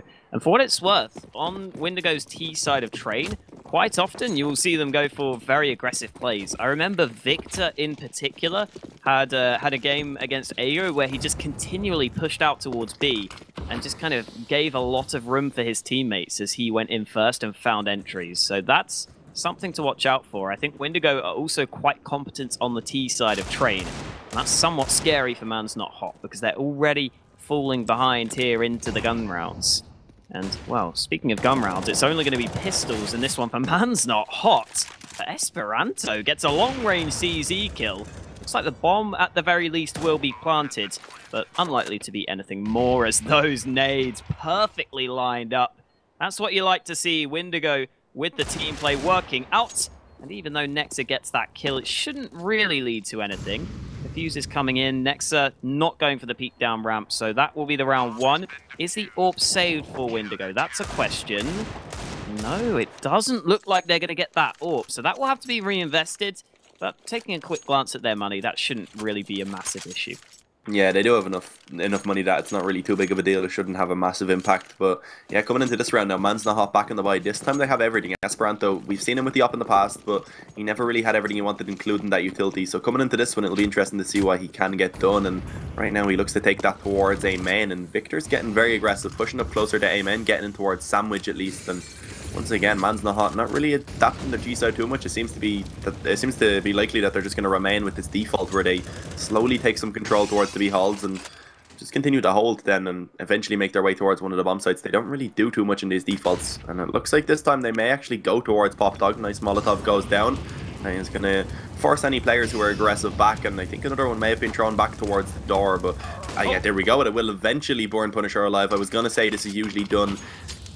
It's usually done with another Molotov that goes up through the window and lands in the doorway to actually stop that player from surviving. And yeah, it's done perfectly right there by Man's Not Hot. They're able to get themselves that pick without even having to take a fight. And now with a one-man advantage, let's see if they're going to be able to capitalize on it. Looks like Windigo are content with sticking with 2 players towards B. That's somewhat of a surprise. They do have the aggression out towards A, I suppose, with Spellan being in towards Pop Dog. And he does spot out the head of Kalinka, getting that first frag. The drop comes in, and Nexa finally gets a trade. But in the meantime, Victor double down from Blue Train. Esperanto, though, does get the trade back with the AWP. He spots out the man. Bubbles AWP is in position as Esperanto goes for the peak and finds a headshot through the smoke. Not through the smoke, rather, through the train. But either way, it's a very impressive shot. We go back to a 1v2 for ships. Nexa is in position again. Man's Not Hot finally gets around on the board. Nexa and Esperanto between them get 4 frags. And there we go. They put a stop to the win streak.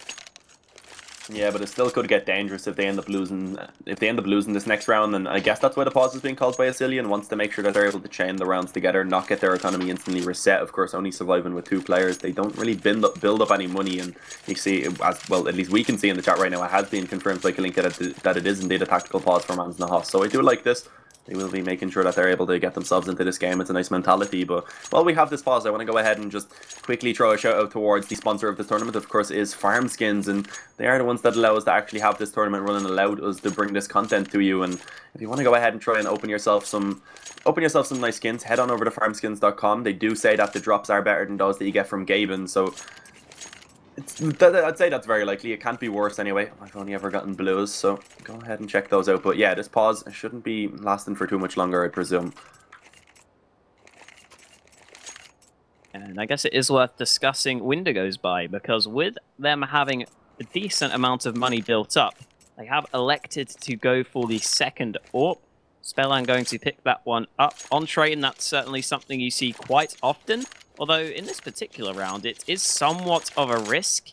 You can see they've had to invest heavily to be able to get that. So a loss here for the Bulgarians would really put them in a backwards position in terms of their money, despite having a lot earlier on. And here we go into round number 10. We will see 3 AWPs in play.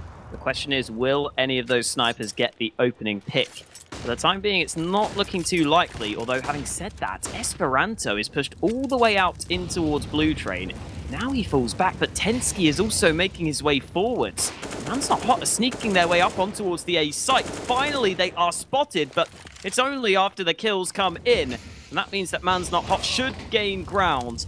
Finally, Bubble with the AWP gets 1 kill back, but it looks like Man's Not Hot might have the site for themselves. Yeah, this round not looking too good for Windigo right now, and because of that double up, they invested basically all of their economy into this round. Losing this one could force them onto an eco. Man's Not Hot, maybe reclaiming that lead, but for now they are going to be looking to try and get this retake. They have utility, 1 player being able to creep his way on towards the bomb train, maybe able to get something done. It's Ships, he spots out the barrel of Esperanto, and it's Punisher also to find the kill, so it's not looking so good anymore for Man's Not Hot. The kills are going all in favour of Windigo. All onto Asilian now in a 1-on-2 to try and clutch this one out, and at the moment Ships is just going to be playing with him perfectly, wasting time, and it will be Windigo in a 3-on-4 to actually reclaim that A-bomb site, and that was a great retake. Yeah, very impressive retake. They even get to save 2 AWPs off the back of it. Exactly what they would have been looking for heading into this 11th round. However, they will still be under pressure. Asilian has purchased the AWP to go over into the hands of Esperanto, and the rest of the team will force around this buy. So Man's Not Hot really have gone all out on this particular round, rather.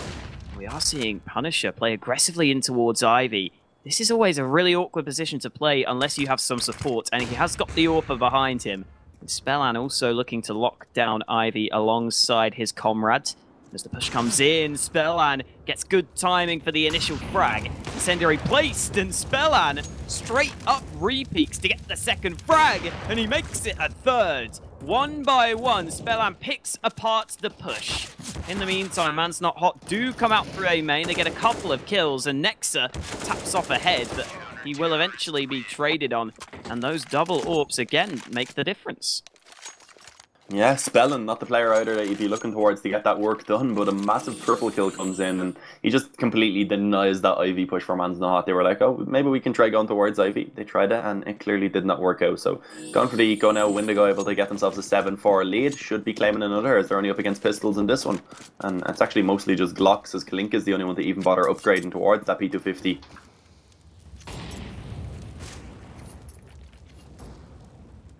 Shouldn't really have much of a chance here. Man's Not Hot. We'll try and group up around B. With how passive Windigo are playing, there's certainly a chance for the bomb plants.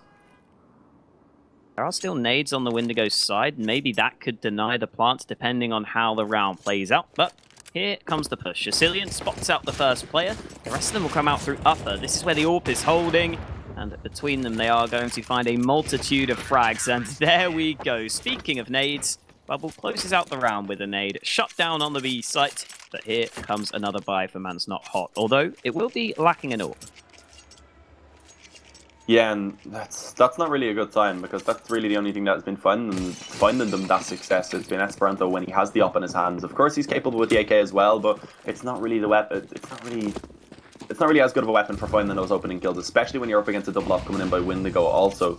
So now let's see what Man's Not Hot decide to go for in this round. And at the moment, it looks to be just a bit of a default, but with a heavy pressure towards A. They're trying to claim control of Pop Dog. They have 2 players in towards A main also, and with 1 player outside of A main up on top of that box, it looks like they will be just preparing an A execute. It looks like it will be a set strategy that they will be aiming to try and execute in this round.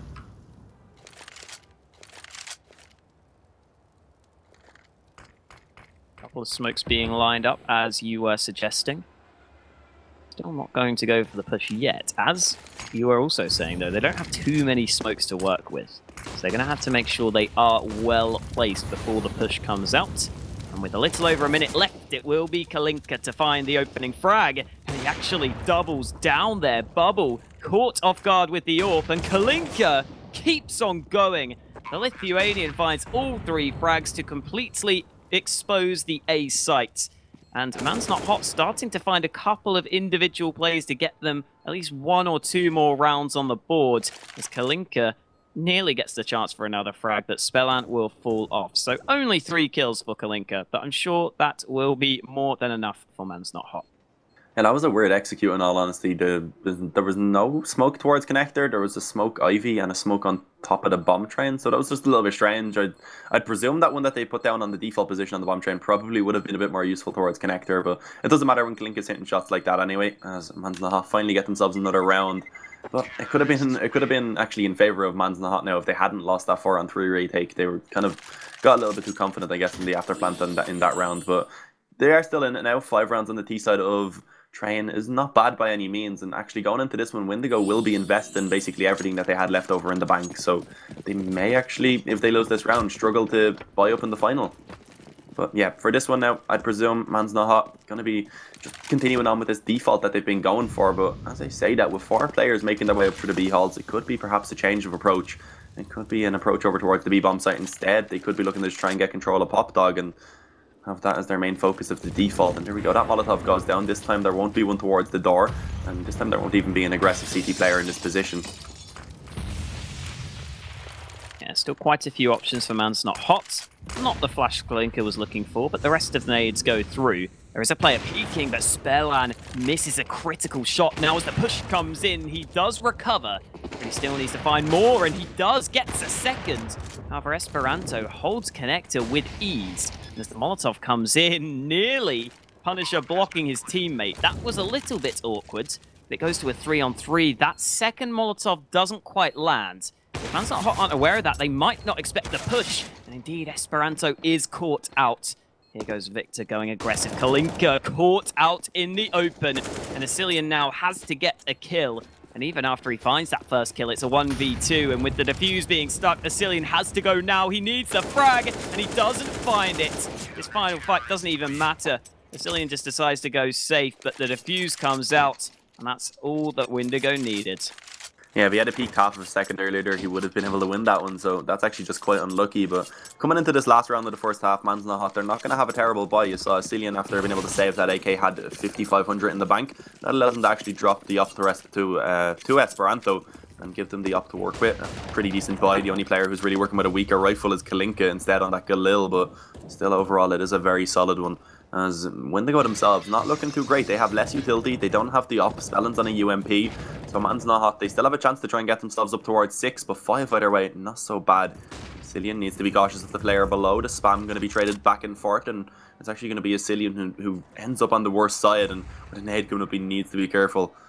As once again, Man's Not Hot taking this fairly slowly. They've been extremely slow on train so far. They haven't really gone for too many fast-paced rounds, and Windigo just sitting back. They've been saving their utility, using it well. Nice nade there, though. Well, actually damage Spellin quite heavily.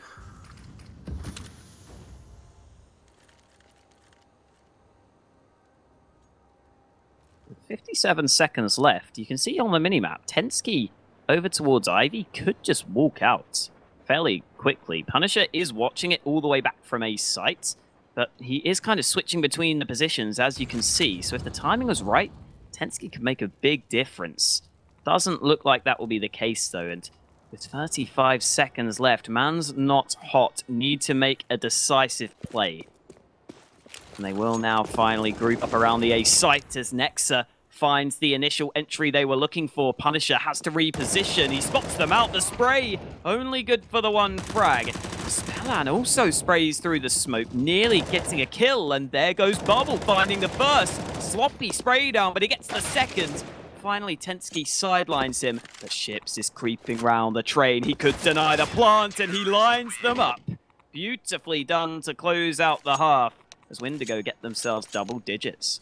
Yeah, 10-5, really solid half coming in by Windigo, as it's looking quite likely that we could be heading on to the third map of this best of 3 series, which, of course, is going to be Cobblestone, but right now I think Windigo, they need to just continue focusing on this map, of course, but I mean, Man's Not Hot. If they win this pistol, they can instantly get themselves back into this. It wasn't really that they played bad on that T side, it was more really that they kind of made a few mistakes late round. It was the early round that was working for them. They were hitting their shots, and now that they're on the CD side, I'd like to see them try and step it up and try and bring this back. But Windigo definitely looking like they're showing a different form than they really did on Mirage. That's all you can say. Is then we do go live. Kalinka picks up a defuse kit. He gets himself a smoke also.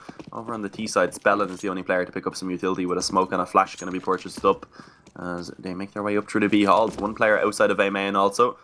I'm not quite sure where they're going to be taking this right now, but it seems rather like they will be favouring this B bomb site, which has been played extremely passively right now. We see Kalinka and Nexa are going to be playing all the way back from the connector, so they will be maybe just looking to try and take a kill or two and then play for this retake. I think it's also worth pointing out at this particular moment, remember, Man's Not Hot won that first pistol, so if anything, they were kind of bailed out by winning that pistol earlier. They only got 5 rounds on the board, only 2 gun rounds. And here we go, Windigo, if they win this pistol, will be in prime position. Nexa does get the 1 kill back, and he nails that headshot very, very quickly. That brings us back to a man advantage, and Tensky also spots out another head, leaving Windigo with only 2 players left. They are going to try and hold things off. You can see Spellan going aggressive. He realizes he needs to win a fight, and he finally does. But in the meantime, he is traded on, so Bubble now has it all to do. He gets a quick headshot looking for the second, but Tensky does so much damage. The defuse in the smoke is going to happen. With the kit, there is plenty of time, and Man's Not Hot win the all-important second half pistol.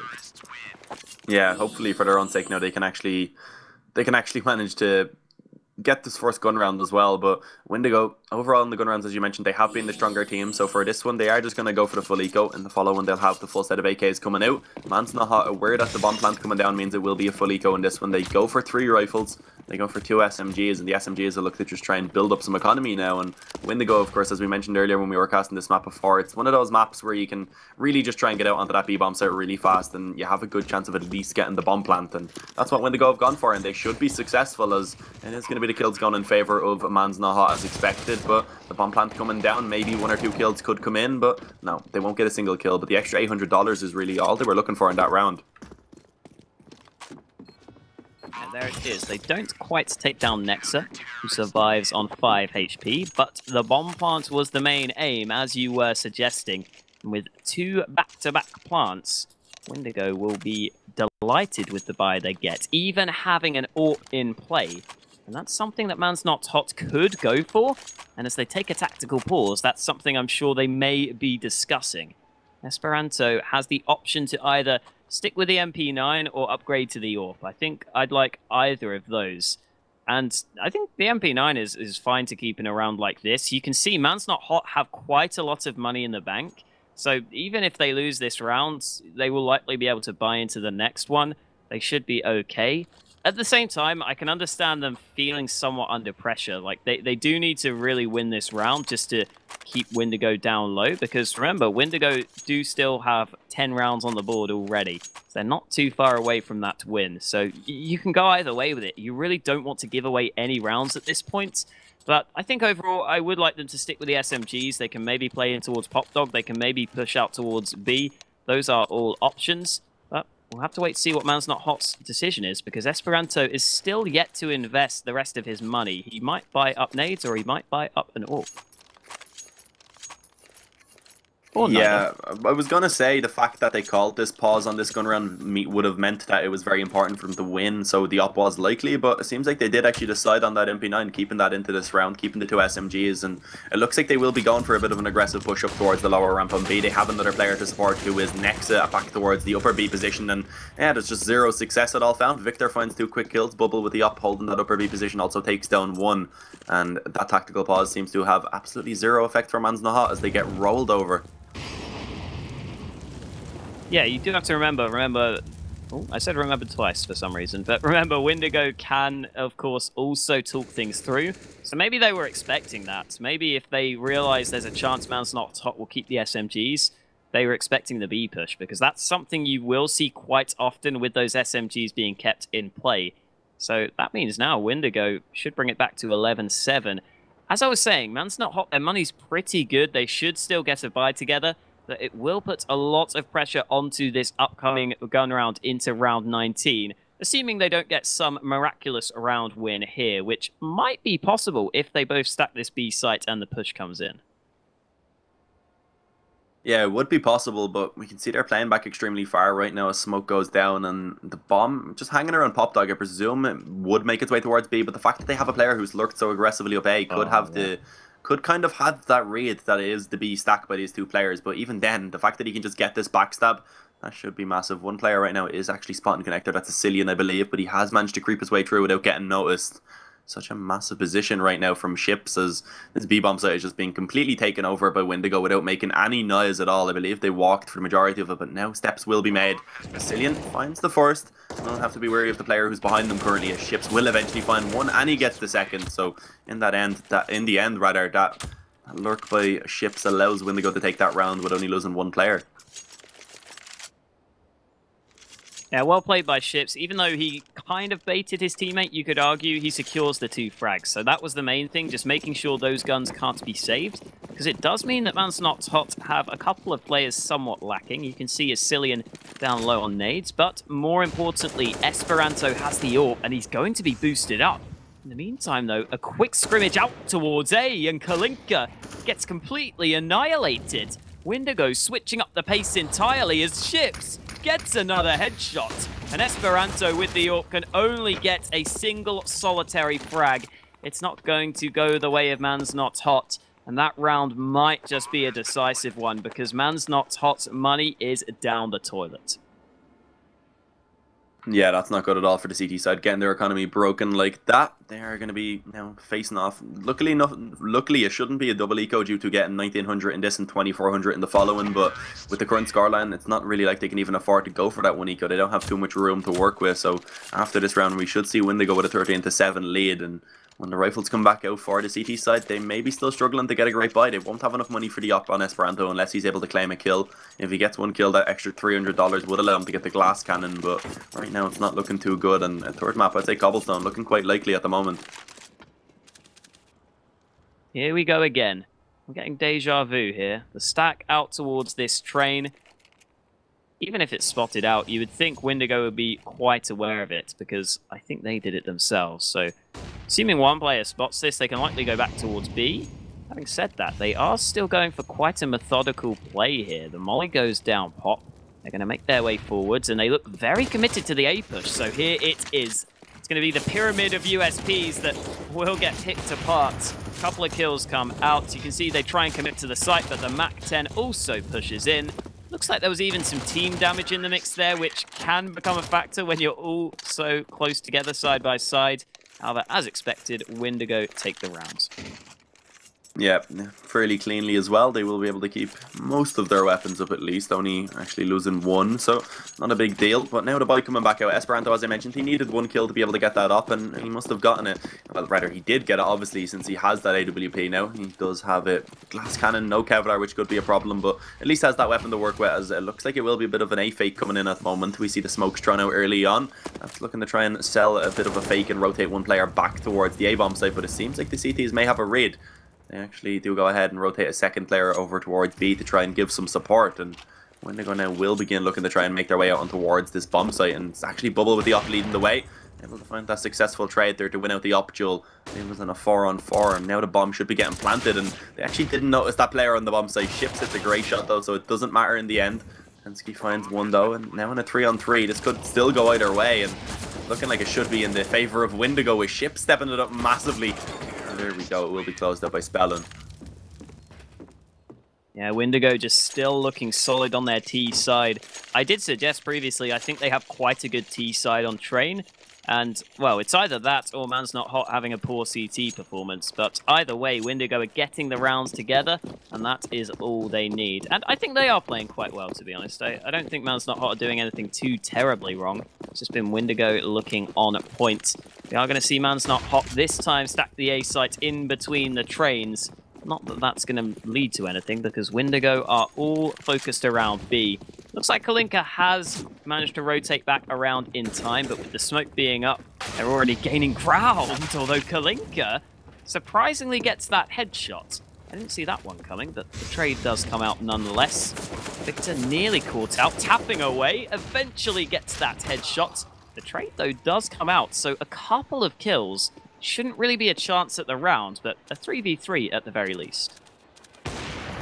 Yeah, but I don't really think Windigo are going to be too bothered about losing those couple of rifles. They have plenty of economy. They have one player already above 10,000, one just about 9,000, one just about 8,000, and that's before getting the money that they get for actually winning this round. So they're not going to be struggling. They will be claiming map point, and Man's Not Hot are going to be 8 rounds behind, so it's going to be a long journey if they want to try and build the comeback. Windigo are going to have plenty of chances to close this one out and send us onto cobblestone. So I don't think they'll really be bothered that they lost 2 weapons. Nice find by Bubble though, take down a Cillian. Yeah, Bubble gets a nice kill. Pensky saves the AK. However, Man's Not Hot need a miracle at this point. Esperanto does have the AWP. Maybe that's a way back into it, but we've been pointing out a couple of times, and he hasn't really had enough of an impact with that AWP yet. With Windigo still having a lot of money in the bank, Man's Not Hot would have to win multiple rounds before eventually breaking the economy. Either way, they're just going to have to take it one round at a time at this point if they want any chance at this comeback. And to be honest, I wouldn't be surprised if they are somewhat already thinking about Cobblestone. Remember, that will be the decider map in this series if we need it. And it's looking ever so likely we will need Cobble to decide this one. But Windigo still have to close this out, so we can't get ahead of ourselves. In this round at 23, we are going to see Man's Not Hot have Cillian pushed up in towards Pop Dog, with Kalinka playing around the trains. It's quite a tough position to play correctly on the CT side, but if you do so, you can certainly catch players off guard and get free frags. However, it looks like Kalinka will not be tested this time around, at least not yet, because Windigo currently much more focused around brown holes. Yeah, and a dangerous peek there by Spellin, just as he goes to try and throw a flash down. He, I guess, takes a couple steps forward that he didn't intend to do and ends up getting dinked down. And look at this by Cillian. This is some serious balls being shown as he goes instantly in for this flank. Doesn't make any noise until he does begin to run. Will be a couple trades going back and forth, and that flank by Cillian ends up paying off massively as he finds one more kill. So it will now be only Spellin and Chips, both of those players being low HP, to try and close this out now. If not, Man's Not Hot, they should be able to gain themselves a lifeline to at least have a chance to try and come back in towards this map. It's fine by Spellin though, gets one. Although the chance of Ships with only 9 HP pulling off a 1-on-2 is very unlikely. And you can see, indeed, Man's Not Hot finally reaching that 8th round. Yeah, I think that decision by Cillian, like, most of the time that's probably a poor decision, but considering Man's Not Hot have lost 5 rounds in a row, you need someone to really step up for you. I think it's worth just taking a risk like that, and if he was just feeling it, then clearly the timing was right, so not a bad idea. And as he got that flank off, that really did secure the round after the kills earlier to that had come through. So into round 24, Windigo certainly still have a buy for this round, and to be honest, still have quite a lot of cash in the bank. So as we were saying, that's really the biggest difficulty for Man's Not Hot. They can't get too many easy rounds together. Again, Kalinka playing the same position. As I was saying previously, if you play around these trains, you can catch players off guard, but it's all about timing it right and making sure you actually know how to take those fights. Speaking of taking those fights, Sicilian does just that, and Kalinka also plays the position to perfection, finding himself a quick double, leaving Punisher all alone. And it looks like we'll get another convincing win for the CTs. Yeah, and Punisher trying to go for that lurk through B. It would have been really good if his team was actually able to get a couple entries on towards that A bomb site. But the fact that they all died instantly, he instantly then as the player falling back spots him out. He just has basically no chance to get anything done. They're just going to be completely focused on keeping control of this bomb for the moment. And with 50 seconds remaining, maybe a couple of kills could come in. The economy for Windigo is still looking quite strong. They will be not struggling to buy quite yet. So maybe just going for some damage would be the best. But then again, I don't really think that's a big deal considering if the round is lost anyway by Man's Not Hot, it is just going to be over. So.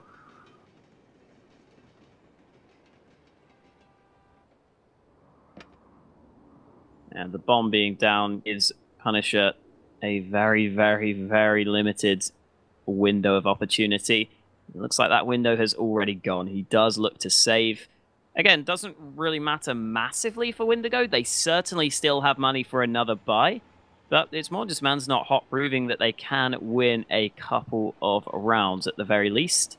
And as you were saying, with those double AWPs being able to be invested, of course, there's no risk for Man's Not Hot. Their money shouldn't really be a factor at this point, so they can continue to keep these two AWPs together. And I do like this from Windigo. This is quite a proactive, quite an early pause. They've only lost 2 rounds in a row. Just make sure you shut it down before there's any chance of the comeback. You've still got 6 rounds to play with. You can put it into perspective, and you can say that you're almost certainly going to be able to get one of these rounds. And it just allows Windigo to calm things down here. So I think a lot of teams wouldn't take this pause so quickly, which is why I'm quite impressed that Windigo have decided to do so. Yeah, better off doing it early, giving yourself a lot more time, a lot more room. You don't want to really allow Man's Not Hot to get up to maybe 13 before you call the pause, and you're like, guys, we're losing. What are we gonna do? They're gonna come back. Your mentality may be a little bit messed up. The players at that point maybe kind of too far gone after losing so many rounds in a row. Like once the momentum goes in favor of the other side, it can get difficult to get back into it. So they're like, okay, Man's Not Hot have taken 2 rounds in a row. Let's just pause. Let's just discuss what they're doing, why they got those 2 rounds, and let's just close it out right now. So let's see what they will decide to do once this pause is removed. And after this investment, I think they will still have some money left in the bank. And once you add that money bonus on top of it for losing those rounds in a row, I don't really think they're going to be struggling to buy for another round or 2.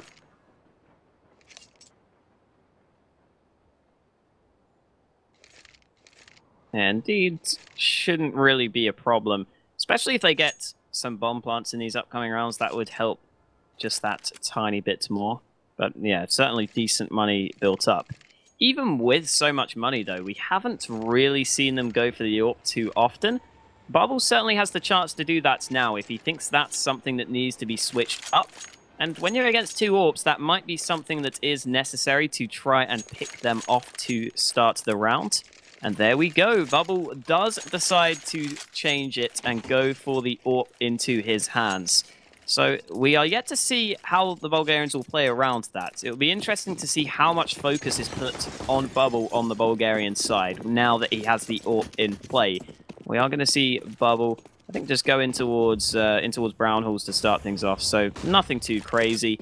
Tensky going to hold in towards Ivy. A fairly standard start for both teams. Nexa with his AWP is solo holding B. Asilian's going to push Pop Dog, as we have seen a couple of times.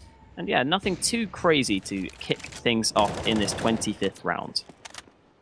Yeah, Bubble did attempt to try and get that opening pick by aggressing in towards A main, but smoke going down actually kind of restricted him in what he could actually do. He was forced back off. He was having to be cautious that the CTs could be pushing aggressive in towards A main. So given that position up for now, it will instead be them just grouping up over towards the Brown Halls, it seems. And most of their presence above Pop Dog, 2 players down IV, and it's split towards the A-bomb site. Could still be a possibility, but it seems like they're going to go ahead and give up on their dreams of taking control of IV for the moment at least. And a minute remaining. Let's see where they do decide to take this, as the bomb, it's right now just chilling above Pop Dog, but as said before, they are also putting some presence towards B. Couple of players up in towards brown holes, and they will shortly be joined by the entirety of the team. Looks like Bubble might be interested in getting a boost and trying to get a pick. Not sure if that will be happening or not, though. Seems as though with 30 seconds left, Windigo, in a matter of seconds here, will go for the push. But look at Man's Not Hot. Such a heavy rotation, committing to the B site, but Ships goes in quickly to find the entry, and as the push comes in, Bubble locks down Connector to give his team a 2-man lead, and Asilian nearly caught, but Ships doesn't spot him out, and a couple of kills now come back. Tensky also chimes in with a frag, and out of nowhere, Man's Not Hot swing things back into their favor. They have the man advantage, and Nexa will also get another kill. It's all up to Bubble as he gets that first frag. He's going to attempt to reposition in towards ramp. I've certainly seen Fallen land this shot before, and Bubble does the exact same thing, bringing it back to a 1v1. Nexa fakes the defuse. He's going to prompt the push. The peek comes in, and Nexa does get the headshot. So Man's Not Hot keep themselves alive. Oh my god, that was close. 0.4 seconds, and again, another incredibly tight round. That's a round Windigo should be winning. That's a I'm not sure who it was, but whoever pushed in through the connector smoke made a big mistake. That wasn't really needed in a 5-on-3. Just maybe he was thinking, the game's over, I'm going to go ahead and push and take a couple more kills before it ends. But yeah, it clearly backfired, and because of that, it is going to be Man's Not Hot being able to reach double digits. So 15-10 right now. Windigo, of course, continuing to buy. They aren't struggling economy-wise at the moment, but if they do keep losing these rounds, eventually, if they aren't able to get bomb plants, they will be struggling a bit. As Man's Not Hot looking good to actually get this comeback right now. Only 5 rounds is needed, and they have just been shutting this down so far on the CT side. Or at least mostly, other than that previous round where it was a bit of a mistake perhaps by Windigo. Asilian gets one, gets the second. Victor jumps straight into the crosshair also, as Kalinka will be able to shut down Ships. So all the kills so far going in favour of the CT side. Windigo eventually trading a couple back, but still not looking too good for them as Bubble. He's barely hanging on for life, only 36 points of HP. And through the smoke, Tensky, he finishes him off. On to Punisher now. 1-on-3, knows the position of at least 2 of these players, but he's kind of trapped in behind that E-box spot, and he is going to be indeed taken down by Tensky as he goes for the peak. So Man's Not Hot now. 4 rounds is all they need to force this into overtime. Yeah, Cillian has been continually pushing in towards Pop Dog, and Windigo, that round, did not have an answer for it. He gets a couple of kills, and that gives Man's Not Hot the advantage they needed. However, as we have been saying time after time, Windigo have managed to continue to get this buy together, even after losing 4 in a row. However, now, finally, their money has been cut back. So this is a round that Windigo, I'm sure, would be really wanting to win, just to not have any doubts about this map here on Train. And they are going to lean towards the B site. Nexa with the single ult for the CT side this time around, with Kalinka are also locking down that B site. And here we go, they're going to try and hold it together. Push comes in as Kalinka gets the first, and Nexa only good for the 1 frag. And Nexa is also taken down. It's still a man advantage for Man's Not Hot. And with the bomb being dropped, they should be favourites from this point. As the peek comes in, Esperanto doesn't quite spot out the peek from Bubble, and the flash allows Bubble to pick him off. Again, an incredibly close round as we go back to a 2-on-2. Yeah, and it's going to be difficult now for Man's Not Hot. Of course, falling through that smoke connecting damage is going to make it quite a bit easier. Tensky able to take this high ground, pushing up, should be able to find at least 1 kill before falling, and he is indeed going to be able to take down Ships. So it's all into Bubble now. He is a player who's been having a great performance so far in this series, but in a 1-on-2, is it going to be doable? He doesn't expect Tensky to be wrapping around this train right now, and also with a player coming in on the flank, that's Asilian.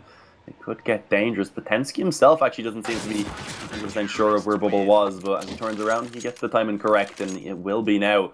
Only 3 rounds in the difference, as finally Windigo, they aren't going to have the money to buy into this round. We see a couple players are a little bit too short on money to be able to actually get the full investment, so instead it's a half buy. Man's Not Hot should be getting the 13th round, and then that's when Windigo should be getting their guns back out.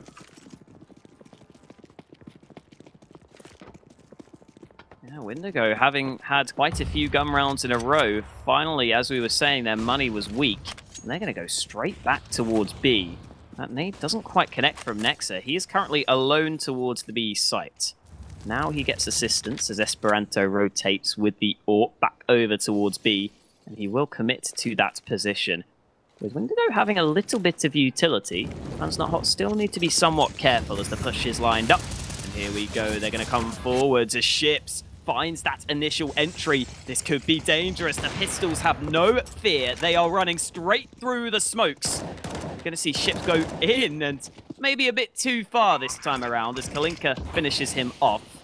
With the bomb going down in a 4v4, Windigo might have a chance to win right here, right now.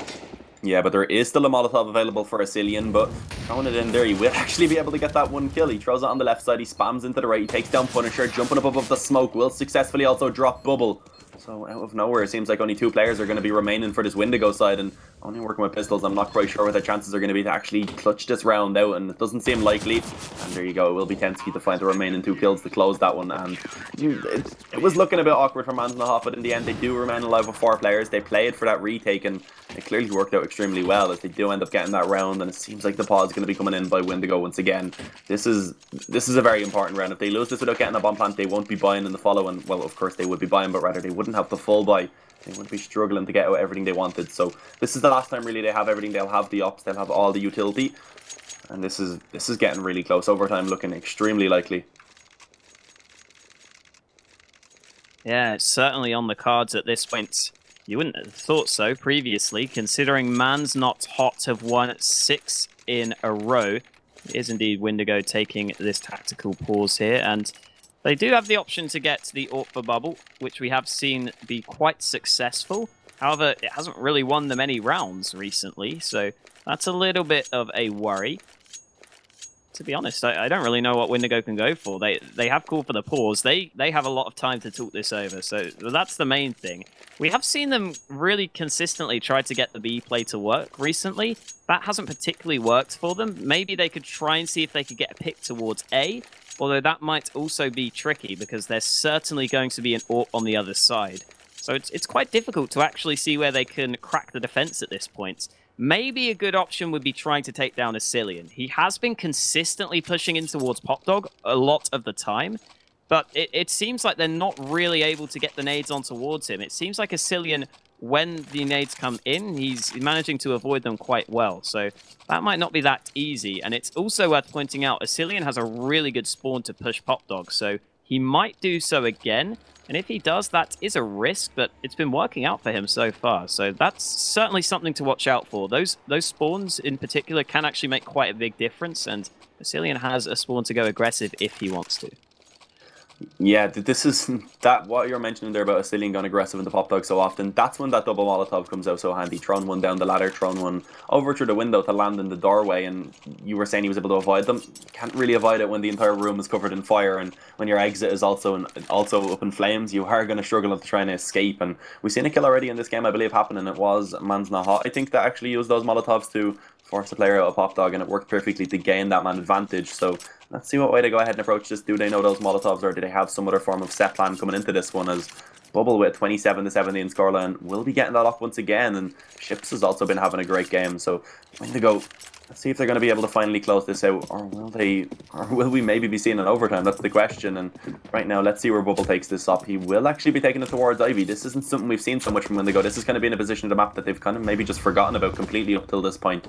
And sending it off in that direction, they're going to be looking to try and catch someone off guard. Tensky will be the player to try and defend this part of the map at the moment. Let's have some support from Kalinka, of course, who's playing around the trains. Could maybe throw a pop flash out if it is needed, rather. For now, it seems like Windigo will be taking it slow and just hoping for some overpeaks to come in over towards the Ivy position. Yet again, Asilian push Popdog with that good spawn. So he is able to do a lot there, but as you were saying, the focus is in towards Ivy. Kalinka is the man holding alongside Tensky. They're going to line up push. The molly comes in, but Kalinka still finds the spray down.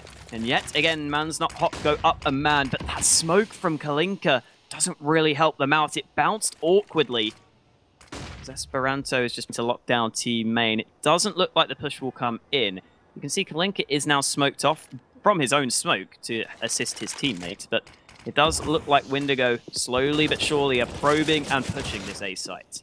Yeah, they will begin to make their way out both Ivy and A main, but still no success to be found as Kalinka is going to be shutting this down with the M4, gets himself 2 quick kills. It will eventually be traded, but still no luck other than that 1 kill for Windigo, and with time beginning to run down, they need to get a move on. They are going to be actually trying to find these opening kills on A, and Victor's doing a good job, but the main problem is his teammate has already begun to run away. He's made his way back over towards the B-bomb site. He may be caught off guard by a Cillian, who's actually out there pushing his way up above Popdog, I believe. Now will be coming in on a really fast flank and has allowed that info to be given to Tensky, as now both of these CT players in a good position to just try and trade this one out.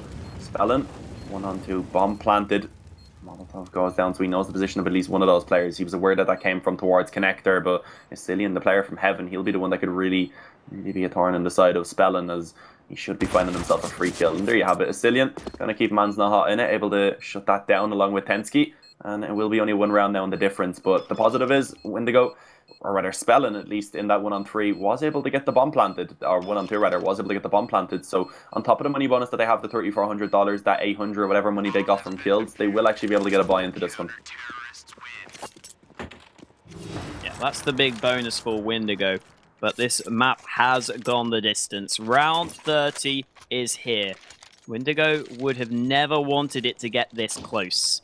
They had quite a considerable lead, yet it has slipped away from them.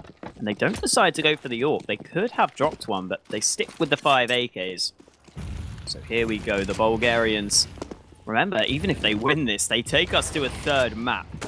So they still need to focus on this first, and then make sure they can overcome Cobblestone. You're going to see Kalinka again play a similar position. It's been working well, so they're not going to switch things up. In the meantime, Windigo are looking to group up around this A site. A couple of nades go over the top, and this might be a switch up in the pace of play. The Bulgarians going for a faster push, but they're not quite committing to it just yet. That's allowed the rotate to come in. There's 4 players stacked towards A. The CTs may be able to hold this off, but a couple of kills come out. There come the trades, and Windigo finally may have done it. They overwhelm the A site, and Nexa will fall. Windigo just about scrape the win.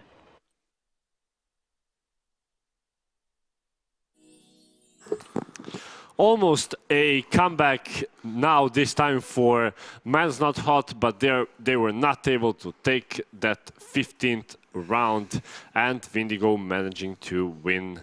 After I thought that Windigo is definitely going to win this map, Man's Not Hot coming back to take 14 rounds, but not able to take 15 and take us to the overtime. Gentlemen, welcome back to the studio. Thank you. It was definitely nice to see Man's Not Hot performing like they did, especially all the players stepping up. It wasn't like individual skill of one player coming into play from Man's Not Hot. Basically, every single player had a scoreline close to each other. Similar, yeah. Yeah, similar, 20, 19 frags, 22 or something like that. On the other side, Bubble, once again, dominating for Windigo together with Ships. So, Danny, is it now tough for Man's Not Hot? I think they must be devastated going for, I don't know, I think it was 7 rounds in a row, if I'm not mistaken, and losing it. Maybe 8. Maybe even 8. And losing in this manner, is it tough for the players? Yeah, definitely it is. As you mentioned, Man's Not Hot played like a team. Their frags, they're really close to each other. But Windigo played as a team as well, especially in the first and half of the second half. And they had, let's say, 7 match points. And it was a situation 3v3. Bomb was being planted on B side, and Ships, even if... It was 5v3. It was 5. 5v3, Yeah. okay, 5v3, and the bomb was planted, and Ships, the best individual player in Windigo with over 30 kills. I don't know why, but he pushed through smoke to connector, he died there, and Man's Not Hot managed to close that round for their advantage, and since then I thought Windigo is going to throw this. Yeah, that started that comeback for Man's Not Hot. After that round, they were practically scraping round after round after round. What do you think, however, what happened with Windigo to lose those kind of rounds after they were dominating the whole game since start.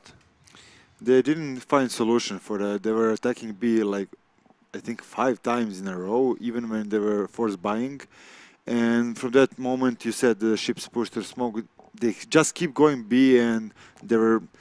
When you enter B, you have to have nades in utility to slow down retake. They didn't have them, so even if they make entry frag or trade 1 for 1, 2 for 2, they were lacking nades to slow them down, and they couldn't save the plant.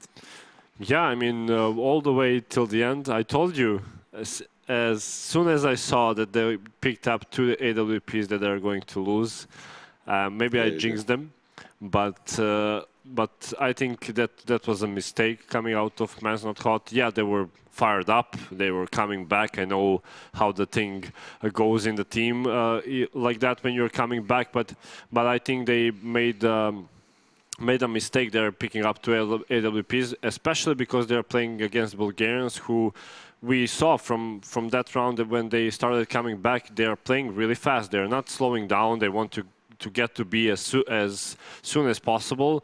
And with 2 AWPs, you can't really do anything about it when they start rushing you. Yeah, you can maybe get 1 frag and fall back. That would be great. But they didn't get frag on Ivy. 2 players coming from ladder room to go together towards A site. And next are rotating with AWP. 1 AWP already in sight going down. And at that point, everything falls apart. There for Man's Not Hot. Unfortunate. I mean, I wanted to see overtime and to see how Windigo will adapt in overtime, because they couldn't really adapt in regular time. But seems like they can win it without overtime. We are ready to go soon for third map. We are not going for a break this time, so we'll continue talking about Cobble. Yep. Cobble, we saw Cobble only once, and that was Spirit. We talked about that yesterday, if I'm not mistaken, Spirit or today. Today, yeah. Today, yeah, Thursday. we saw Spirit playing Cobble, but between these 2 teams, especially because Man's Not Hot has a lot of firepower, we saw what Esperanto can do together with his teammates. On the other side, Bubble, still a machine with AWP. Hogar, what do you think? Can he continue with that kind of a performance on third map as well? Because he had 30 bomb on Mirage. Both maps. Yeah, he had 30 bomb now on Train. Can he do it on Cobble as well? I hope he's playing good all the 2 maps. I think he can deliver again. The thing is, I don't know how Cable suits him as an opener, because it's difficult map for opening. I mean, you're always on the open, except if you're saving A site.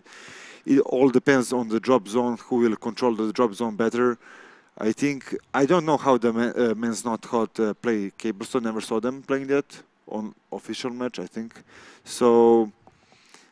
Again, we talk about communication. They're all foreigners. There is no guys from same country except Tensky and Cillian. And Kalinka and Esperanto. Only Nexa yeah, only. Okay, intruder, but intruder from Serbia, from the Balkans. So maybe because of the communication, I give some advantage to Windigo. Yeah, and they're a team for quite a while. That will suit them, especially on their T side. And we talked a lot about 2017 and how Cobble switched to basically T side. I would say 60 to 40, or maybe 55 to 45% on T side, just because you can do those fakes with smokes. There's no skybox for you to maybe disallow you to throw those nades for fakes. We saw what the NIP did with those smokes towards B side and then rushing towards the mid. Definitely can surprise your opponent, especially when you're playing against a team that's been a team for 2 months, so let's say it like that, or even maybe less. Yeah. Who knows? And on the other side, you have Windigo. All of them are fired up, maybe a bit disappointed that they didn't close out that range sooner, and it came down to 16-14 after leading 15-7 at one point. But Danny, do you think that maybe Man's Not Hot, because of their firepower, need to start on T side and control the tempo from the start? Yeah, definitely. They should be going for a T side, take as many rounds as possible. And on the city side, just to see the best solution for them. I mean, Esperanto showed great firepower and had a great performance on both maps, Mirage and on Train.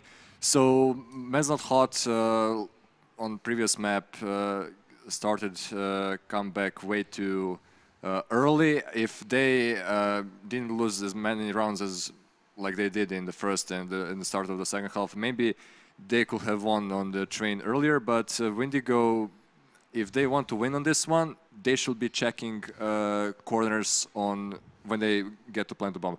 Because I remember on the Mirage, there was a situation 3v3, and Man's Not Hot decided to play 4 guys stack on A, and I think Esperanto was playing B apps with AVP, and Windigo didn't know they were playing A stack, so they killed 3 guys, and they thought, okay, we killed 3 guys, and 2 guys must be coming from B side to jungle or city.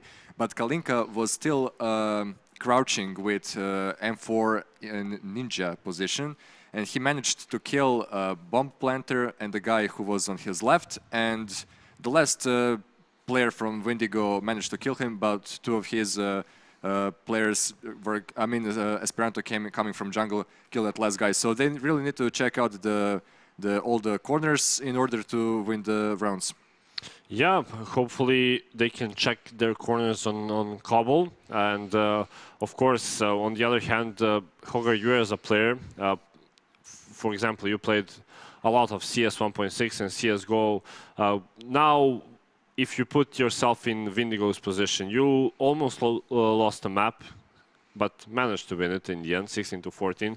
Now you're coming into a decider, and again, you're not eliminated from tournament, but what can Spellon, in this case, tell his players maybe to not tilt at that possible comeback from Man's Not Hot, or what can you tell your teammates? I think it's even better when you have a lead 15-7 and they come back to 15-14 and you manage again to beat them, because you crush their morality in that situation, and you keep yourself warm up because you're constantly playing. It's not like they were losing in convincingly fashion, they were losing in clutch rounds. So I think it's better for them now. I think they're happier, they're motivated, and they will crush them for sure now if they start like they were shooting on the second half. Yeah, hopefully we see same bubble like we saw on Mirage and Train. So we are soon ready to go live, if I'm not mistaken.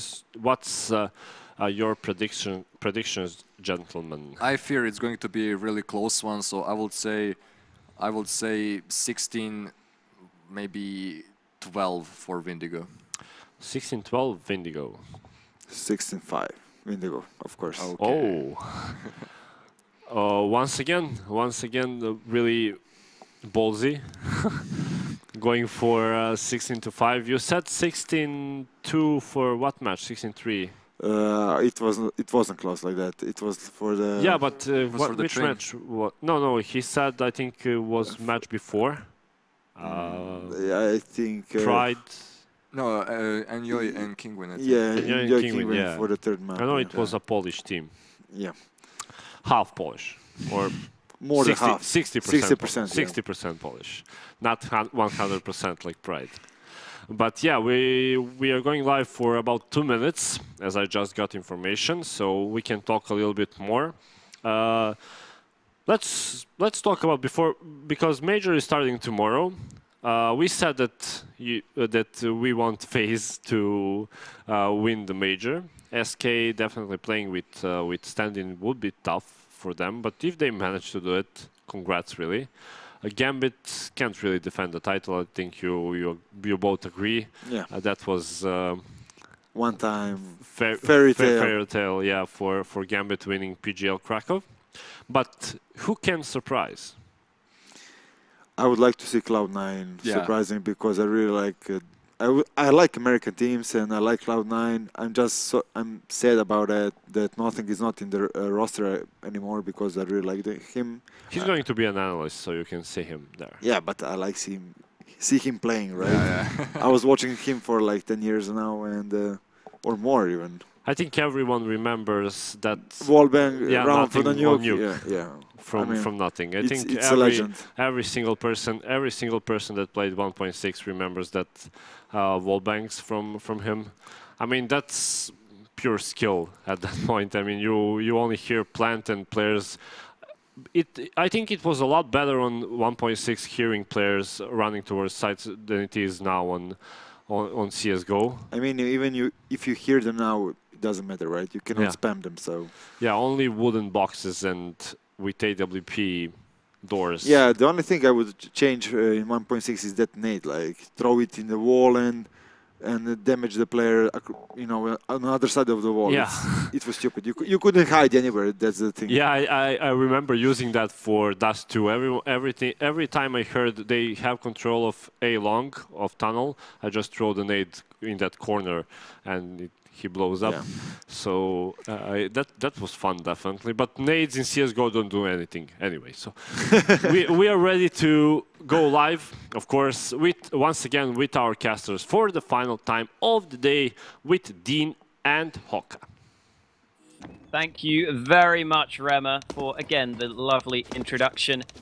Indeed, it is myself, Hawker, joined by Dean for what will be the final map of a rather long day, but we are going to finally get through it. It's Windigo up against Man's Not Hot, and the winner gets to go through. So let's see who is going to make it there. Remember, the loser still has to play against Kingwin. And, I mean, Windigo, they played against Kingwin in the past, and they got a 2-0 there. So even if Windigo lose, they will hopefully be feeling good about their chances. But, Dean, we're heading into Cobblestone. What are your thoughts into what is the final map of the day? I'm probably going to favor Windigo, but I don't know, because Windigo, maybe one round they're amazing, the next round it might be the complete other way around. It might be Man's Not Hot just taking a bunch of rounds in a row, looking like the much better team, and then out of nowhere Windigo come back into it. So I'm not going to even bother making a prediction. I think this is just going to be a really close game. I heard someone say 16-5. I don't think it's going to be like that. I think both teams will reach double digits, and I don't know who's going to be able to edge it. It's just whoever makes the least mistakes, because that has been a big thing in this game. Teams making mistakes, kind of almost throwing games away, especially that one in the previous map when we saw that 5-on-3 being lost by Windigo. But it seems like we have a pause right now, so we won't be going live straight into this pistol as we were expecting. I'm not quite sure what the issue is, and yeah, I have no idea what the issue is. So hopefully we'll be getting back into this quite soon, and then we'll be seeing who's going to be able to take this final map. Yeah, I think that was Windigo's #1 fan Hogger who predicted the 16-5. So maybe a bit biased, I think, but hey, you never know. We'll get to see how it plays out.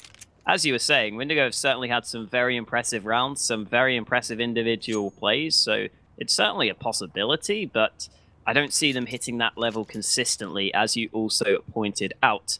Whereas on the Man's Not Hot side of things, I think for the most part, they have maybe been a bit more consistent in making the right plays. Just seems like they might not have as many sort of standout players that can really sort of make their mark on the round. However, they still certainly had a couple of players make some massive plays for the team. So, yeah, overall, I've actually been really impressed with this Man's Not Hot team. I wasn't really expecting them to hit this sort of level, but they have looked really quite solid. Again, as I was saying, the in-game leading, I think, has been particularly impressive. They seem to be on the same page. And here we go. The teams look like they are ready to unpause. So we will head underway. No defuse kit for Man's Not Hot, which could be an issue, especially as Windigo seem to be looking towards B. If that bomb goes down quickly, Man's Not Hot will have to go for a rapid retake. Yeah, and it could be very difficult. So many positions on B where you can just hide and play the time. You can play around the chicken coop, you can play around the long position around the box. So let's see how this round is going to go for the CT side. And the fact that they've gone for a bit of an A stack will make this even more complicated. No defuse kept playing mostly for a B retake other than Nexa and Asilian trying to hold this down. And only finding one kill in the process means the B bomb site will now be taken over by Windigo with that one-man advantage. And as we've just been talking about, no defuse kit is making this really difficult for Man's Not Hot. They don't really have time to hang around. They need to get a move on fast. And just going to have to try and swarm their opponents and hope to hit their shots, which is going to be very difficult.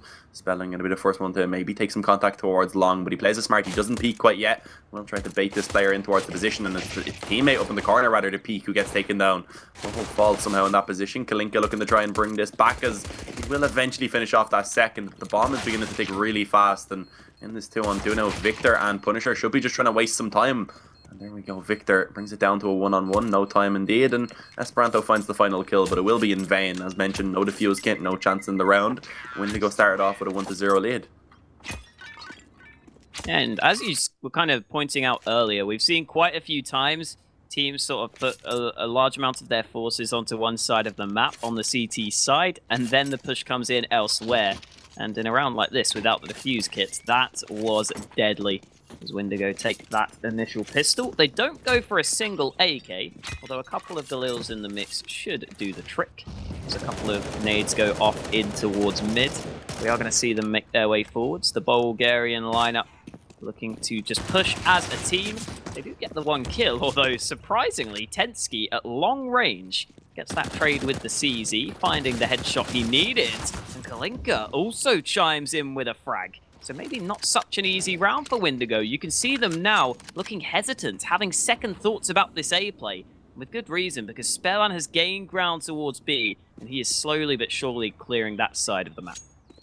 Yeah, luckily enough, actually, that they were able to send this one player in towards B. Otherwise, it could have been a real problem, as it looked like they were about to head over to that stack on A, and with already a one-man disadvantage, it would have been a problem. Spellman with a great double kill there, going to be able to save this round, at least for the moment, by taking down both Kalinka and Nexa. And I think Asilian is trying to win out that battle, but he's receiving a dink. He is going to lose his teammate, and now on low HP, he's the last man standing. And he's just going to begin to fall back off, and I think he's going to be found. Ship should be taking this kill for himself, getting that extra $600, but no, Asilian, he's able to predict the spot that Ships was coming from due to the pre-fire, which didn't really work out. But still, Windigo will be taking this round no matter what. Not much more can be done, maybe a small amount of damage, but overall it's a pretty decent round. Getting 3 kills out of that, I don't think they'll be too unhappy with that. Yeah, you do have to remember that Windigo didn't buy up an AK, they had the Galils, so it's not a massive loss for them. They only lost 1 Galil, and other than that, just SMGs. So that should allow them to build up their money now, and it's in this round where Ships eventually buys up an AK, and they're only going to be against the USPs. It looks like for Man's Not Hot, Esperanto is interested in buying up an AWP. I think that's fair to say, considering he's saved in the 2 previous rounds. However, that is still yet to be seen, as we have to play out this 3rd round first.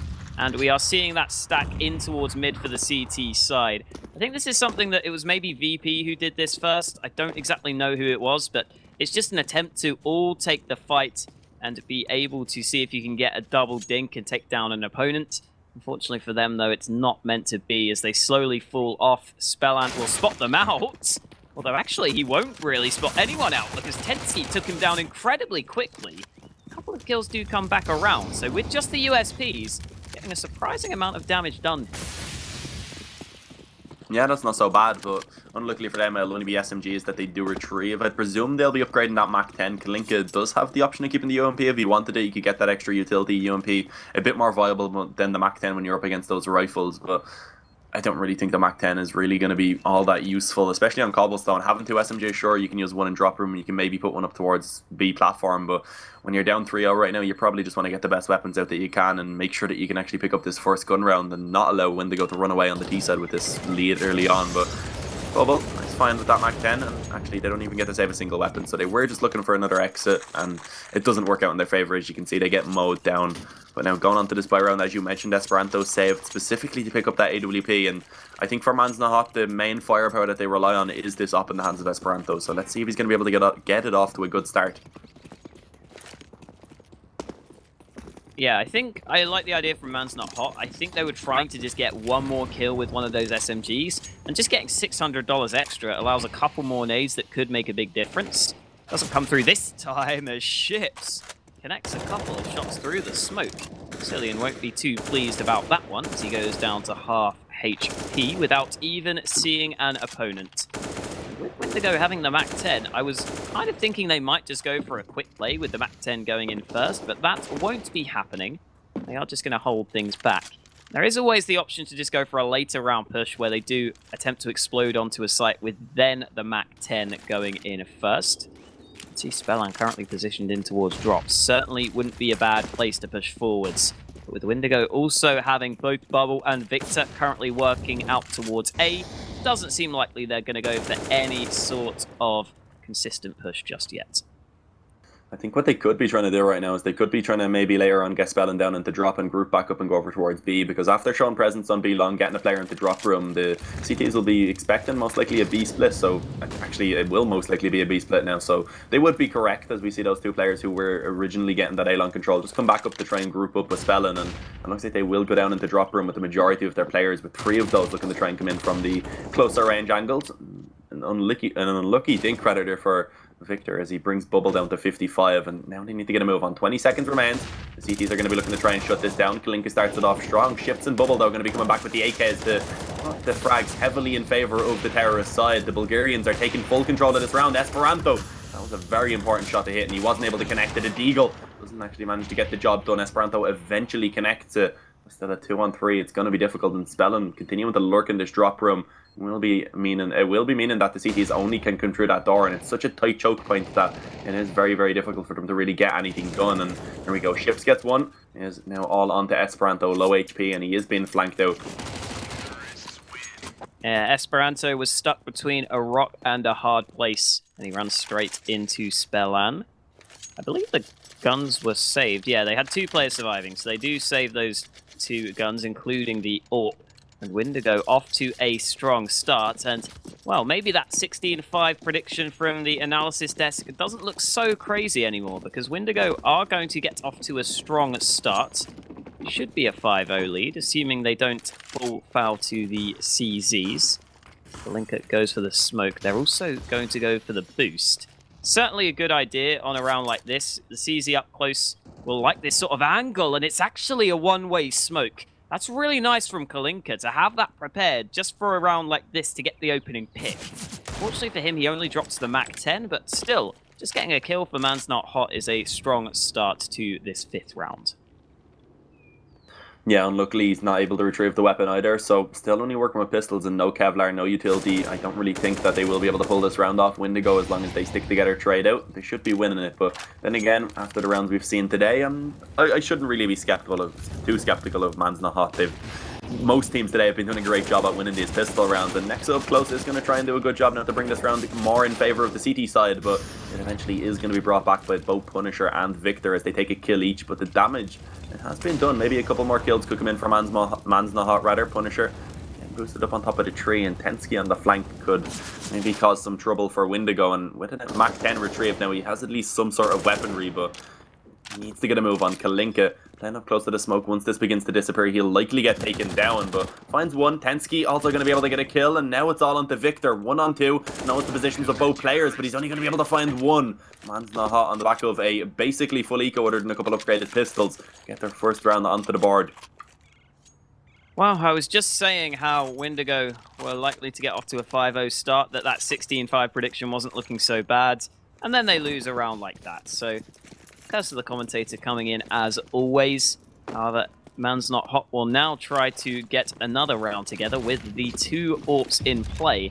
Nexa again with the second AWP for the CT side, as we have seen somewhat often from Man's Not Hot. Certainly have been willing to go for that a couple of times, and Asilian nearly caught in the open there. No presence in towards drop means that Windigo can gain a lot of ground, and those kills are coming through off the back of that. You can see Man's Not Hot now not in position as Bubble gets another spray down, pulls out his smoke at just the wrong time. It's still a 3v2 for the Bulgarians to play from, and Kalinka should be spotted out. He does surprisingly get the 1 kill. However, the trade comes out as expected, and that is a really, really important round for Windigo, because now Man's Not Hot money is not looking good. Yeah, really nice round coming in by Windigo, breaking the economy of Man's Not Hot. It seems like Punisher is having a PC issue, so we do have a small technical pause. Hopefully that won't be something that persists for too long, but yeah, this has been a really good game so far by Windigo. They end up losing that 1 round against Pistols, which is obviously something they shouldn't have lost, but really, if you think about it in the long run, that may have even been better for them, because now the money bonus, it's gone for Man's Not Hot. They have 2 players who are double eco. If they're able to withstand the Pistols this time, then they should be able to get themselves up to 7-1, and Man's Not Hot, then they won't have that $3,400 like they would have originally. They'll be slowly building the loss bonus up again, of course, but they won't already have it all built up. But coming into this round now, Windigo, let's see what way they do decide to approach it. Of course, we have to wait for Punisher's PC issues to be resolved. He has just disconnected from the server now, so hopefully that won't take too long. And while we have this break, I want to take this opportunity to thank our sponsors for one last time today over at Farmskins. If you're tired of useless skins in your inventory, you can check out Farmskins. And as we've been saying all day, they say the drops are better than from Gaben. And as we've also been saying all day, I think I would agree with them because Gaben's drops are pretty bad.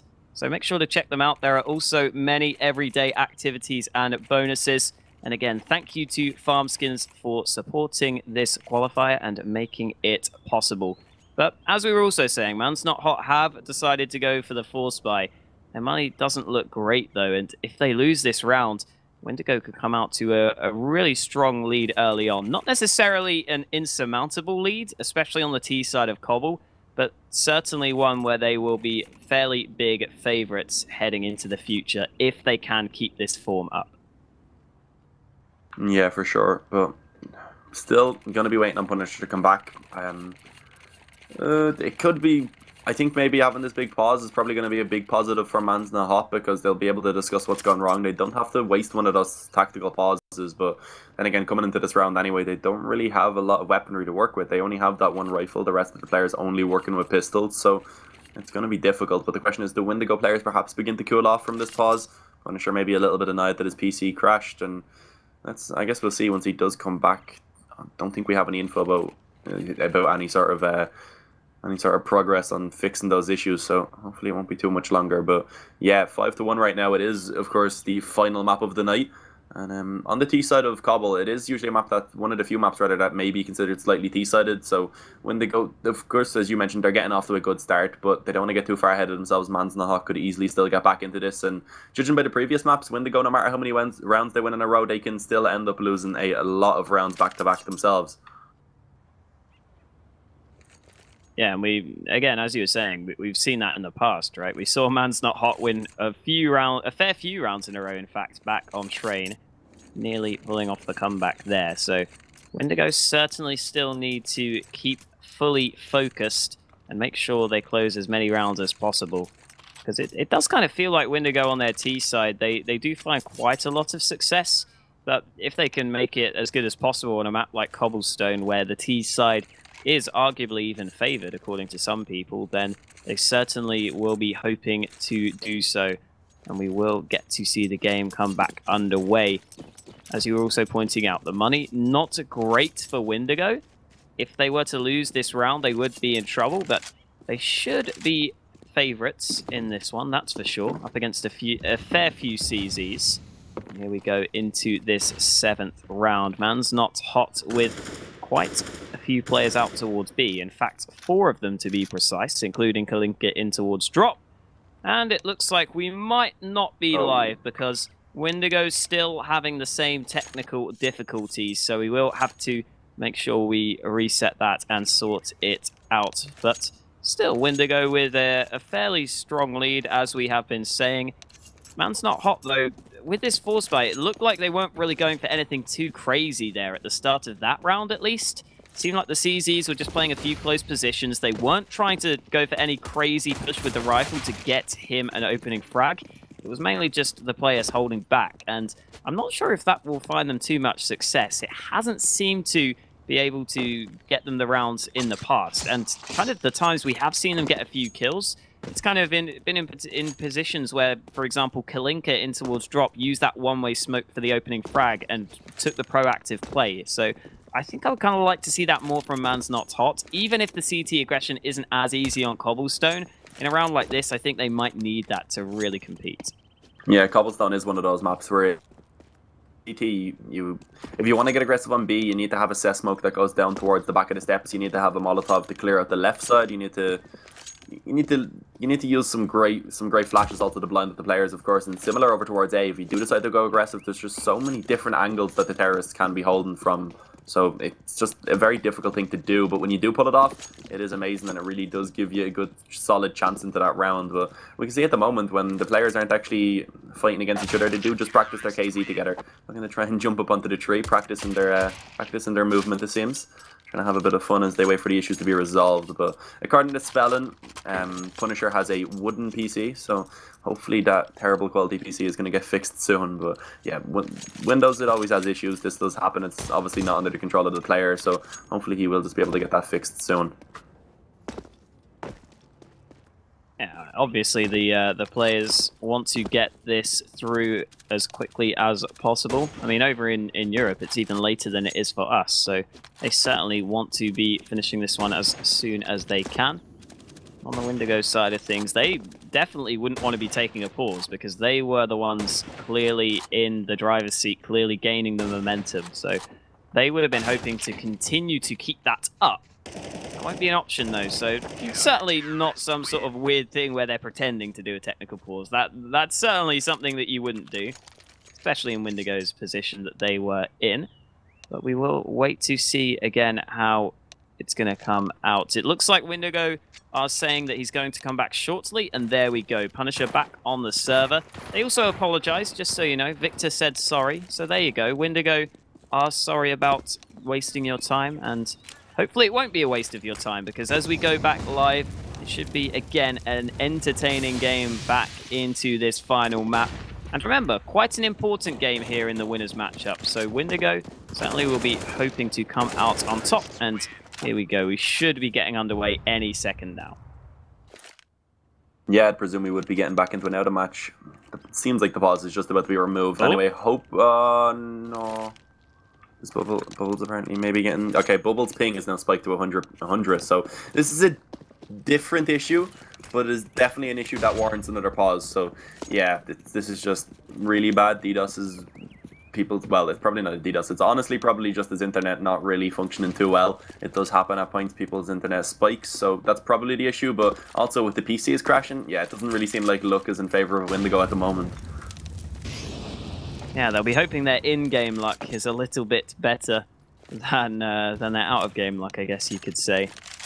He's still up there at 100 ping, so we're going to have to go ahead and sort that one out. The players are having some fun in chat as well. It's always fun. Ooh, apparently Punisher's getting an i7 8700K tomorrow. Wow, that's an upgrade.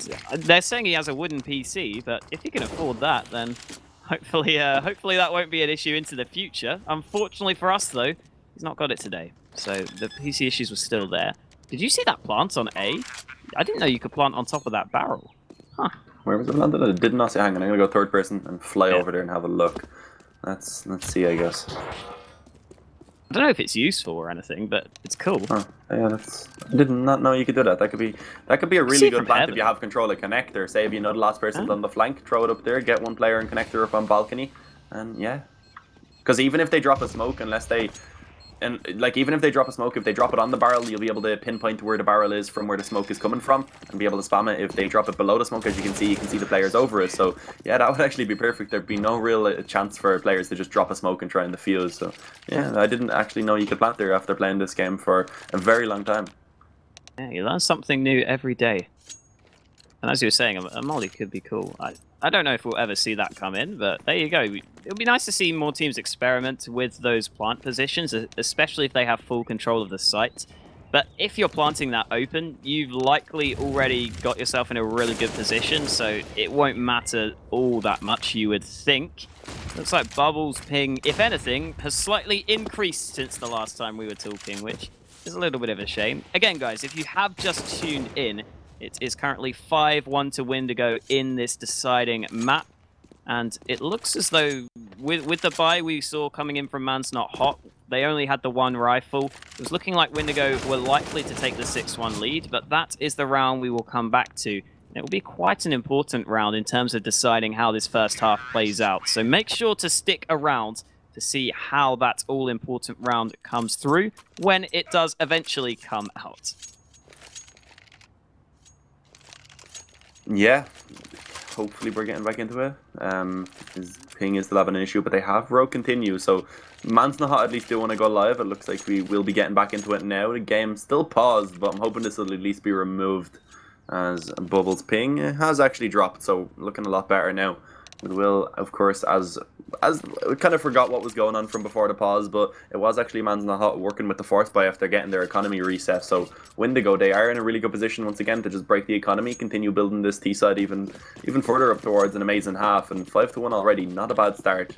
Going into this one though, Esperanto, the only player for the CT side that has a rifle to work with, that will be an M4, and oh no. You hate to see it. Yeah. Punisher's PC crashed again. Obviously, guys, again, these technical issues, they're out of our hands. Like, we want to get this over and done with as well. We want to see how this game plays out, because it was shaping up to be an intriguing matchup, and it still is once we actually get live again. However, hopefully that will come through as soon as possible. Here we go. What's happening? Are we reset? It looks like the unpause was called. Maybe we're going live again? I don't really want to say anything because I feel like I might jinx it. Here we go. The buys are coming in. Rifle bought up. It's looking good. CZ's also invested. The same from Man's Not Hot. Actually, I think Asilian switched it up for a P250, but that's fine. We're going to head underway, and we are live. There we go. So hopefully nothing else happens. I mean, for all we know, someone's going to get struck by lightning. Something crazy will happen. But for the time being, we are live again. So thank you guys for sticking with us. And here we go. Round 7. That's all-important round for Man's Not Hot. They have the force buy. And if they lose this, they run the risk of falling quite far behind on their CT side. Yeah, definitely. That could be a big problem if they lose this one. They will be facing an eco, likely going to be 7 for Windigo, but of course, they still have a chance to pull it off with his pistols. We can't underestimate them. They do have that one rifle, Esperanto. He has been a solid performer throughout this series, mostly with the AWP, to be honest, but certainly is capable with those rifles. And right now, Windigo just taking this slow, trying to play it safe, hoping maybe that no more PCs crash. And let's see what they're going to decide to do. Spellin makes some presence towards the drop room, but it looks like they will actually be making their way back over towards A, looking to just try and sell a bit of a fake, plus some presence in towards B as they do group back up towards middle, and it's only going to be Esperanto to try and hold this A bomb site. And in alone, I don't really think there's going to be a lot he can do unless he pulls off a miraculous amount of kills, really. And from that position, that's not so likely. He gets spotted out, takes a lot of damage, or rather gives a lot of damage towards Victor and takes a small amount back in return. But as he tries to reposition himself onto the bomb site, he will be taken down by Punisher, who really just punishes his poor positioning right there as he was trying to readjust. But of course, stuck at the van, there wasn't much he could do. Bomb site under the control now of Windigo, and with the only weapon that was in the hands of Man's Not Hot already being dropped, they probably should be just saving. Yeah, and unfortunately for them, there isn't really a chance to get that M4 back. I think they're even trying to shoot it out of the map. So Man's Not Hot will have to just save their pistols. This will also allow Windigo to build their money. Remember, they weren't in great shape, actually. They didn't really have a massive amount of cash built up, even with those round wins. So this is a nice round for the Bulgarians to bolster their economy. And Man's Not Hot will also be fairly happy to save what they can into this upcoming round so that they at least have some investment. But considering it's a full eco, it might just be another chance for Windigo to continue to build those stacks of cash, because you can already see the money's starting to look quite good for them. And as long as they win this round without too many casualties, that trend should continue. Yeah, but they do need to try and withstand these pistols once again. It looks like actually Man's Not Hot aren't really going to be going for anything too in particular. Kalinka with a boost up towards drop room is going to at least try and find that opening kill, but he gets spotted out. Doesn't really connect too much damage. I believe he may have connected one or so bullets on towards Spellin, but Spellin just remaining back now with the support of his teammate. They should be able to just force this player back down, and as you can see, a great usage of utility is going to allow them to do so. Nice nade goes in to do the initial damage. The Molotov to force him to drop back down, and now Windigo doing a good job there at reclaiming rather, that little area above the drop room. So with 1 minute and 10 seconds left, Windigo, they don't really have to rush towards this at all. You can see they're just slowly clearing positions. Molotovs continuing to be thrown out. And right now, a full B stack for Man's Not Hot may be the incorrect decision, because Windigo, as we can see at least on the radar, they are going to be grouping up towards A, similar to that previous round. Spellin just going to be lurking in the B halls on his own, looking to see if he can find any aggression, but I don't really think anything's going to be done into this one by Man's Not Hot. And I'd say maybe even just go ahead and save these pistols and Kevlar once again. Allow them to get the rifles, get the full utility in the following round, because without that, they are going to be lacking a small amount. And they wouldn't have that up onto. They aren't going to have the up onto Esperanto either way, I believe. But unless someone can drop it. Yeah, the only reason to go forwards is to try and get some exit kills, and Victor will be traded on, so the AK would be a valuable save. At the same time, though, they likely could have afforded the rifles anyway, and saving the Kevlar could have allowed the nades to be more evenly spread. But nonetheless, the AK will get the hell out of there. Kalinka getting as far away from the action as possible, while Asilian and Esperanto, both in connector, try to find one of the Windigo players making a mistake.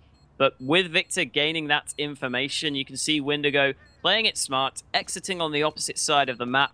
And unfortunately for Esperanto and Asilian, they don't have the time to reposition, so they won't catch any of these players out. And it will just be the one AK saved. And unfortunately for Esperanto, he doesn't even have Kevlar, so that's a bit of a shame for Man's Not Hot with the save. Yeah, and 7-1 right now for Windigo, as they finally should be facing off against a Byrant. They won't be just up against the Pistols and Kevlar as they were for the past 2 rounds, but as was mentioned, the utility, it's okay this time actually for Man's Not Hot. It's not as bad as I was expecting perhaps, but no op once again for Esperanto, which was really something in the previous maps that allowed them to start picking up those rounds, so I'm a little bit worried for them at the moment, especially if they lose this one with their economy potentially being reset back onto an eco once again, and with the current scoreline, they can't really afford to do so. But early on, they take that HP advantage. They managed to bring Spellin once again down to 64 points of HP, similar to in the previous round, but this time they have the rifle to try and back that up. But that's not the start they would have wanted. Punisher finds the first. Asilian does at least manage to trade, but 4-on-4 still going to favour the D side, and Asilian not actually able to retreat back. He gets caught in that corner, will be taken down by ships, and when they go now with a 4-on-3, and still well over a minute, they can just go ahead and take this much slower now. It looks like they will decide to do just that. Spellan throws a couple of nades out towards B, but the rest of the team is much more focused on walking their way back out towards the A side of the map. With Tensky being in towards A long, he needs to get the timing right on the peak, and he might just do that. Does get the free frag. I don't know if he spotted out too many of the other opponents, but he has called for the rotate, and it is indeed a good decision. Esperanto will be the first man over as Tensky gets another frag, and Esperanto finds the trade off the back of that. So it's all up to Spellan, who is in connector. He does get that quick headshot, but the bomb is still in control of Esperanto. He's going to play this close position. This might catch Spellan off guard. It's quite a tough angle to clear, and indeed Spellan doesn't expect Esperanto to be out in the open. The off angle catches him off guard. The Man's Not Hot. They do scrape that round together, but you can see their buy might not be great, even with the round win. Yeah, thankfully, Nex had the money to buy himself. Esperanto could drop over a rifle, but it's still not ideal. They're going to have a UMP and a FAMAS onto Kalinka and Tensky rather, but when they go buying into this one, they will decide against going for the AWP. Even though they did definitely have the money, they decide instead that maybe they just want to try with the 5 rifles. Could see a bit of a faster paced round perhaps, and Esperanto going for a very aggressive push towards middle is going to get taken down early on. That's not how you would have wanted to have started this round of your Man's Not Hot. You're in a position right now where if your economy gets reset, Windigo likely going to be running away with double digits early on in this half already, or rather pretty early on in this game. So right now, let's see what they try to do to bring this back. It looks like they will be going for an aggressive push, and it is towards middle, but 4 players right now for Windigo grouped up in this position is going to make it very, very dangerous for these CTs, as now they do way up A long, but on the ramp, they haven't actually cleared this position right now. Tensky and Kalinka, that are in a pretty solid position to maybe be able to take a couple of kills once they see Windigo committing onto this A-bomb site. Oh, ships. Getting a quick kill there as Kalinka tried to go for the push. With a 5 versus 3, Windigo will be very happy with their position. That's a good flash, and ships. Oh, how does he get that headshot? Tensky looked like he had ships dead to rights, and yet ships comes out of it with a kill. A 3rd frag for him in this round. And they're going to send in ships first. He gets that kill stolen away as Punisher finishes Asilian off, but either way, ships will be delighted with the round. Nexa does get 2 kills back in a matter of seconds. With the M4 in hand, he goes for a peek. Oh my goodness, that was close. He nearly got the double spray down, but not meant to be. Windigo just about hold on to the round. Unfortunately for Man's Not Hot, again, their economy is looking so bad. Yeah, they're actually in double eco territory on 3 of those players, and just as the freeze time ends, they do decide that they want to go for the force play. Perhaps that was something they were discussing quite heavily. They weren't sure whether maybe we could just focus on the next upcoming gun round, but no, at this current scoreline, I guess they want to try and contest it. They want to try and get themselves back into this, but losing this round is going to allow Windigo to get themselves up towards double digits, so it's important now that they managed to pull it off with the pistols, which we have seen in the past. It does happen quite often. This is CSGO after all. We know what damage can be done with those Deagles especially, and of course the CZ in the hands of Vasilian not to be underestimated either. But right now Windigo, knowing that they're not up against a strong buy, will be taking this fairly slow. Playing it as safe as they possibly can, sticking together, waiting for the aggression, and Ships with a nice Molotov should be able to force Nexa back off of those stairs, but it seems like he's decided against it for the moment at least. And with a little over a minute left on the clock, Windigo might fall for the trap here as they make their way forwards. Punisher going to get that opening kill. Asilian finds the one trade, but Punisher does punish the stack. All 3 entries, and Esperanto is going to try and come back around from drop, but he won't find anything from it. Really, again, solid play from Windigo. Even when they run into the stack, they manage to dispatch of the opponents one by one. And Man's Not Hot, again, looking in a dire position. Seems like Windigo just keep on overwhelming them. I don't know what else there is to say, really. A lot of these rounds have just been sort of aim plays coming out from Windigo, but if that's something they can continually rely on to win the rounds, then that is clearly all they need. As the mid push comes in, Bubble only going to find the 1 kill. So there we go, an AK recovered at the cost of losing the B site.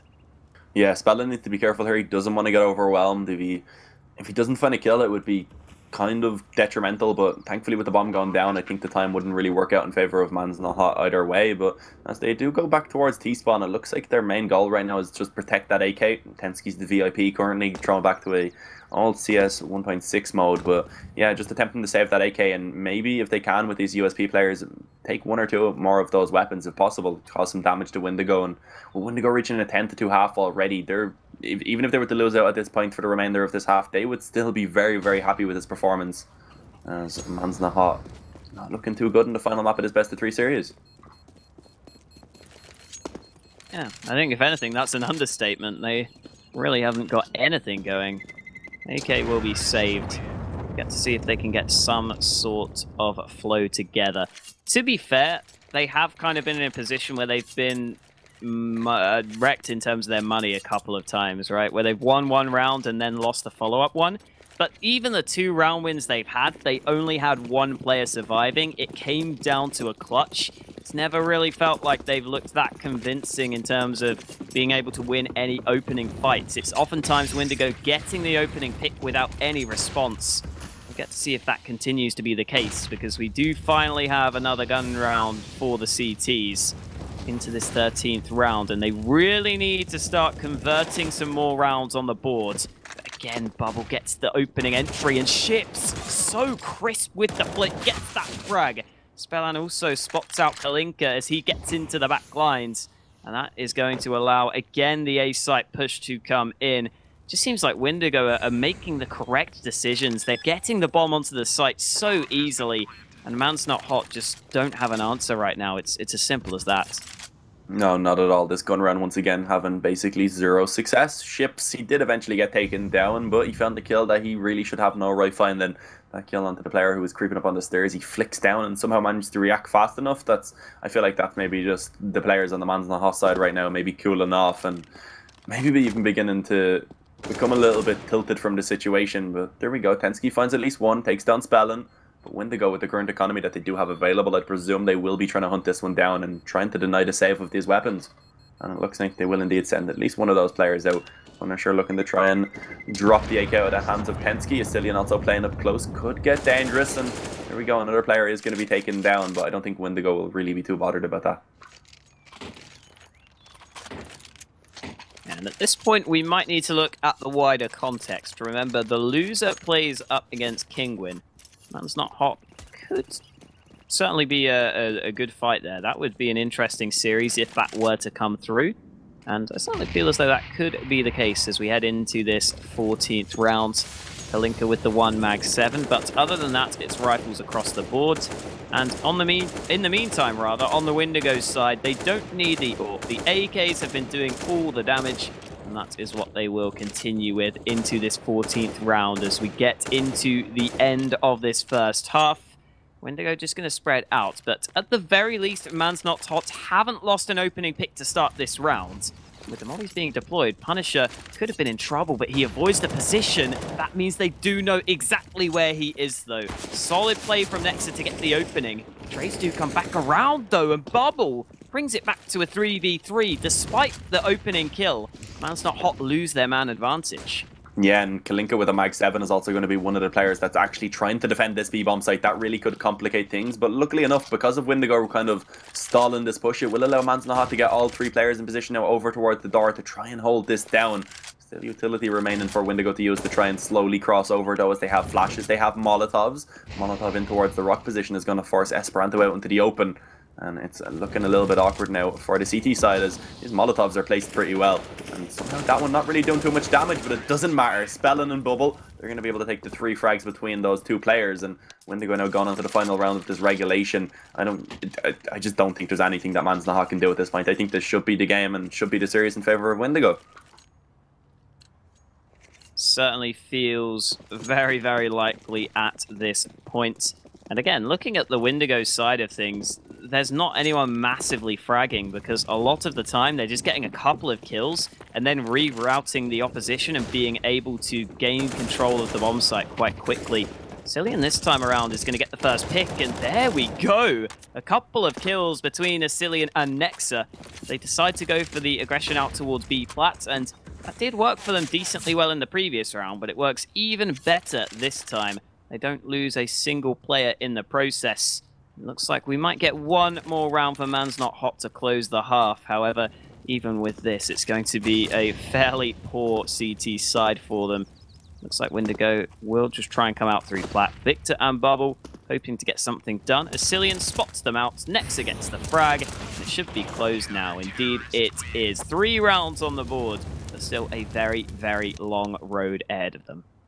Yeah, and I know there's a saying that says it's better late than never, but I don't know if I agree with it in this case. Man's Not Hot. The previous times they were able to pick up rounds, they'd done so with 1 player alive. That meant going into the rounds afterwards, they didn't have a strong buy. And the one time that they actually managed to win a round cleanly is the last round of the first half. So it allows them at least to get a 3rd round onto the board, but it's still not good. Sure, it may be considered a map that is slightly biased towards that T side, but 3 definitely is not enough on the CT side. And if they don't pick up this terrorist pistol, it's going to be all but over.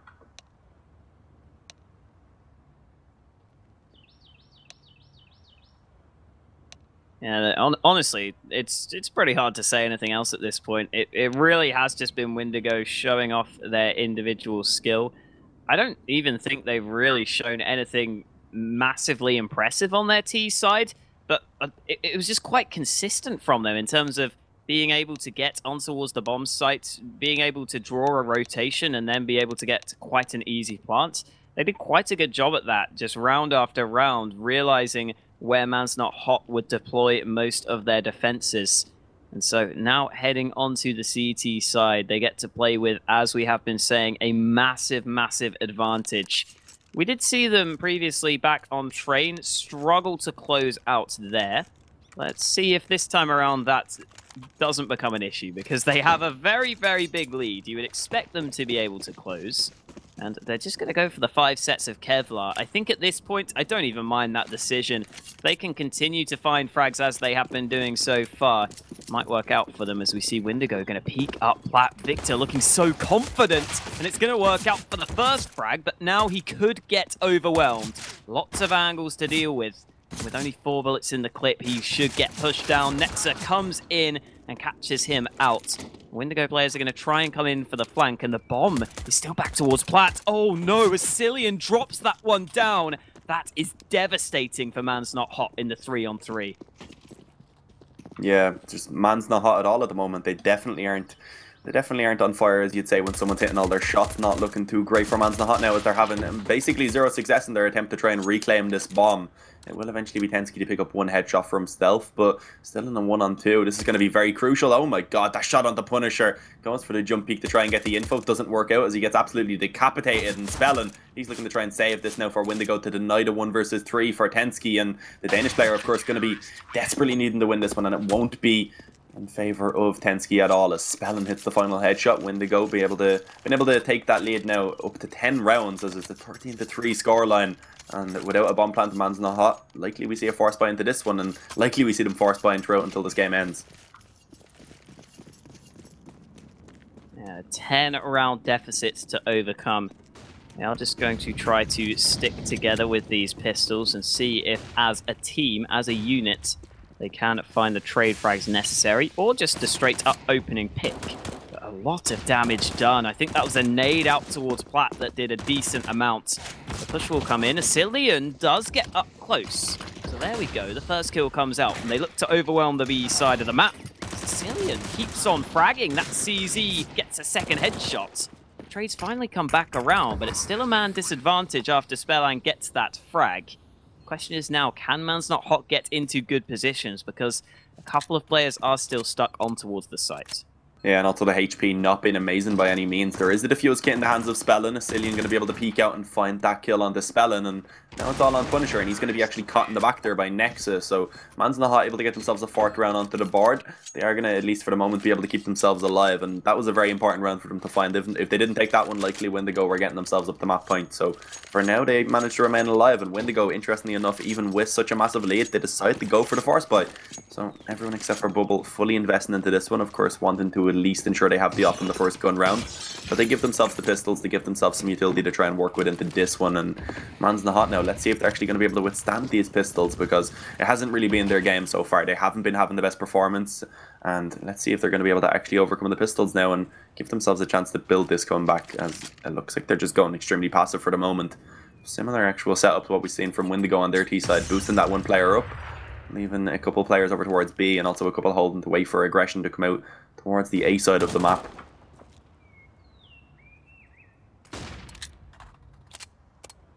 Yep, Spellan currently alone over towards A. As we were saying, the rest of Windigo stacked towards B, hoping that Man's Not Hot make their way forwards. And that could be happening. The European lineup not really making any decisive maneuvers, but they certainly have players positioned towards B, and as the nades come forwards, it looks more and more likely that Man's Not Hot might go for that B-sided push. And Windigo should be in fairly decent positions to attempt to hold that. There goes Tensky getting the first kill, but Punisher up close might just land that nade. Does some damage, but not enough for the kill, as Kalinka sneaks his way forwards, and he is going to be in the back lines. Oh, they actually walk past each other there. Spellan's going to be so disappointed with that. That just gives up the A site. Finally, Spellan realizes what has just happened, but the damage is already done. Man's Not Hot will walk on towards A. They will easily get the bomb planted, and that should really be them closing it out from this point. Yeah, I think it's already a save. You can see the Windigo players already beginning to retreat back towards the B-bomb site, and yeah, there's not really too much you can do. It's a bit of a waste really to even bother going for a retake on that A-bomb site when you only have pistols to work with and no defuse kit, of course, because the T's can just waste so much time just playing around the wood, playing around the van on site, etc. And it's just really going to be, even if you do manage to hit the shots, the chance that the time is going to be working in your favour is quite low. So best off saving those, giving themselves something to work with in the following round, get some damage, keep the economy of Man's Not Hot modest, and once they get the guns out, then try and just close this game out. But of course, after that previous map, you have to wonder if Windigo maybe quivering a little bit, having some flashbacks to how close it was for them losing this the previous map. Could be coming into play a little bit, but they did eventually close it out. Eventually, So, but that was even then with a bit of a weaker buy. It was at one point I was saying, when it got to that last round, I was like, okay, Man's Not Hot are forcing overtime here, and then Windigo just eventually closed it out. But it was way closer than would have been expected when at one point it was a 15-7 scoreline. But yeah, the pistol trying to get some damage done. Spellin finds that first headshot, at least will end up getting traded. Also connects some damage on towards Esperanto.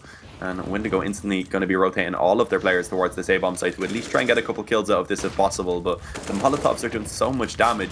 Low HP on Bubble, only 14 remains for him, and he will be taken down indeed. So decent round overall by Man's Not Hot, only losing that one player as they begun their push towards the A-bomb site. But there we go, 6 now for the European mixed side, as Windigo finally going to be getting this buyback out, but it's not perfect. 2 UMPs in the mix. Bubble will get the AWP, which is something Man's Not Hot do not have on their side of things. Here we go into round number 20. Man's Not Hot currently leaning towards A, where there is only Spellan for the CT side of things. That could come back to cost them if they don't have a player that quick on the rotation. Especially because the player who would rotate would likely be Victor from drop. He only has an ump. So that could be quite a big issue if Spellan cannot get this hold to work out initially. He either needs to get a couple of kills or just slow them down and allow that rotate to come in. Either way, still no decisive play made by Man's Not Hot, but the smoke will come forwards. They will look to gain some ground towards A. That, however, has prompted a heavy rotate from Windigo. 3 players now stacked towards this A side of the map, and for the time being, Man's Not Hot still showing signs of committing to this A play, and if they do so, it's not going to be an easy feat to overcome those 3 opponents. Yeah, certainly not, and I like this gamble from Windigo. This is when you have this lead, you can't afford to take those gambles. You can.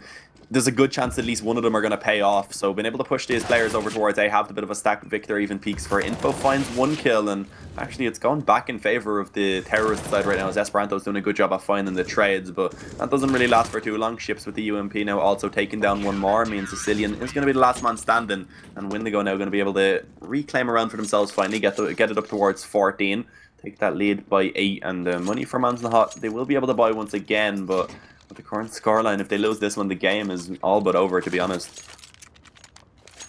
Victor got such nice timing for that peek, spotting 3 players with nades in their hands. No one had their gun out to try and hold it off. So that meant he got that free frag and then just slipped out of there. And that really helped massively. It meant that Windigo had all the info they needed. They knew it was going to be an A execute, and they were able to make sure that they committed fully to the A site holds. Now into round 21, we are going to get to see Man's Not Hot just, again, slow to start the round. Nexa is going to get the 1 kill before the trade comes in, and with the deep smoke being deployed, Esperanto couldn't really do anything about it. Flash comes out, Kalinka nearly getting the chance for a kill, but instead he just takes some damage. Man's Not Hot, they're getting into position to go for the push, but this does feel it's a little bit telegraphed. They've made this really, really obvious, and they don't really have any other options at this point. Yeah, they're kind of forced to committing towards this due to having no control on A, but when you're able to find the opening frags like that, it may not be too big of a problem. Asilian are going to find themselves 2 quick kills. Victor remaining alive, finds the kill with the USP on the Tensky, and Asilian now in a 1-on-2. He's going to have to try and glitch this out. At one point was considered a massive up-and-coming star within the Danish scene, but now kind of one of those veterans with the experience, and let's see if that experience is going to pay off, as it does indeed. He takes down both Punisher and Victor, and he denies map point for Windigo. Well, Man's Not Hot again get another round to go over the line. A very important one at that. Solid play from Asilian. He's been the top fragger for Man's Not Hot on this map so far. And Windigo going to go for a 5-man mid-push. Full USPs, and Asilian, after finding success recently, will not find success in this round. Spellan picks his head off, and that will be the AK recovered. Again, good reaction from Man's Not Hot, as you would expect to go back towards B. The AK already isn't too bad for Windigo, especially with a couple of players already having enough money to buy into the next round. That might prompt them to go for the full investment.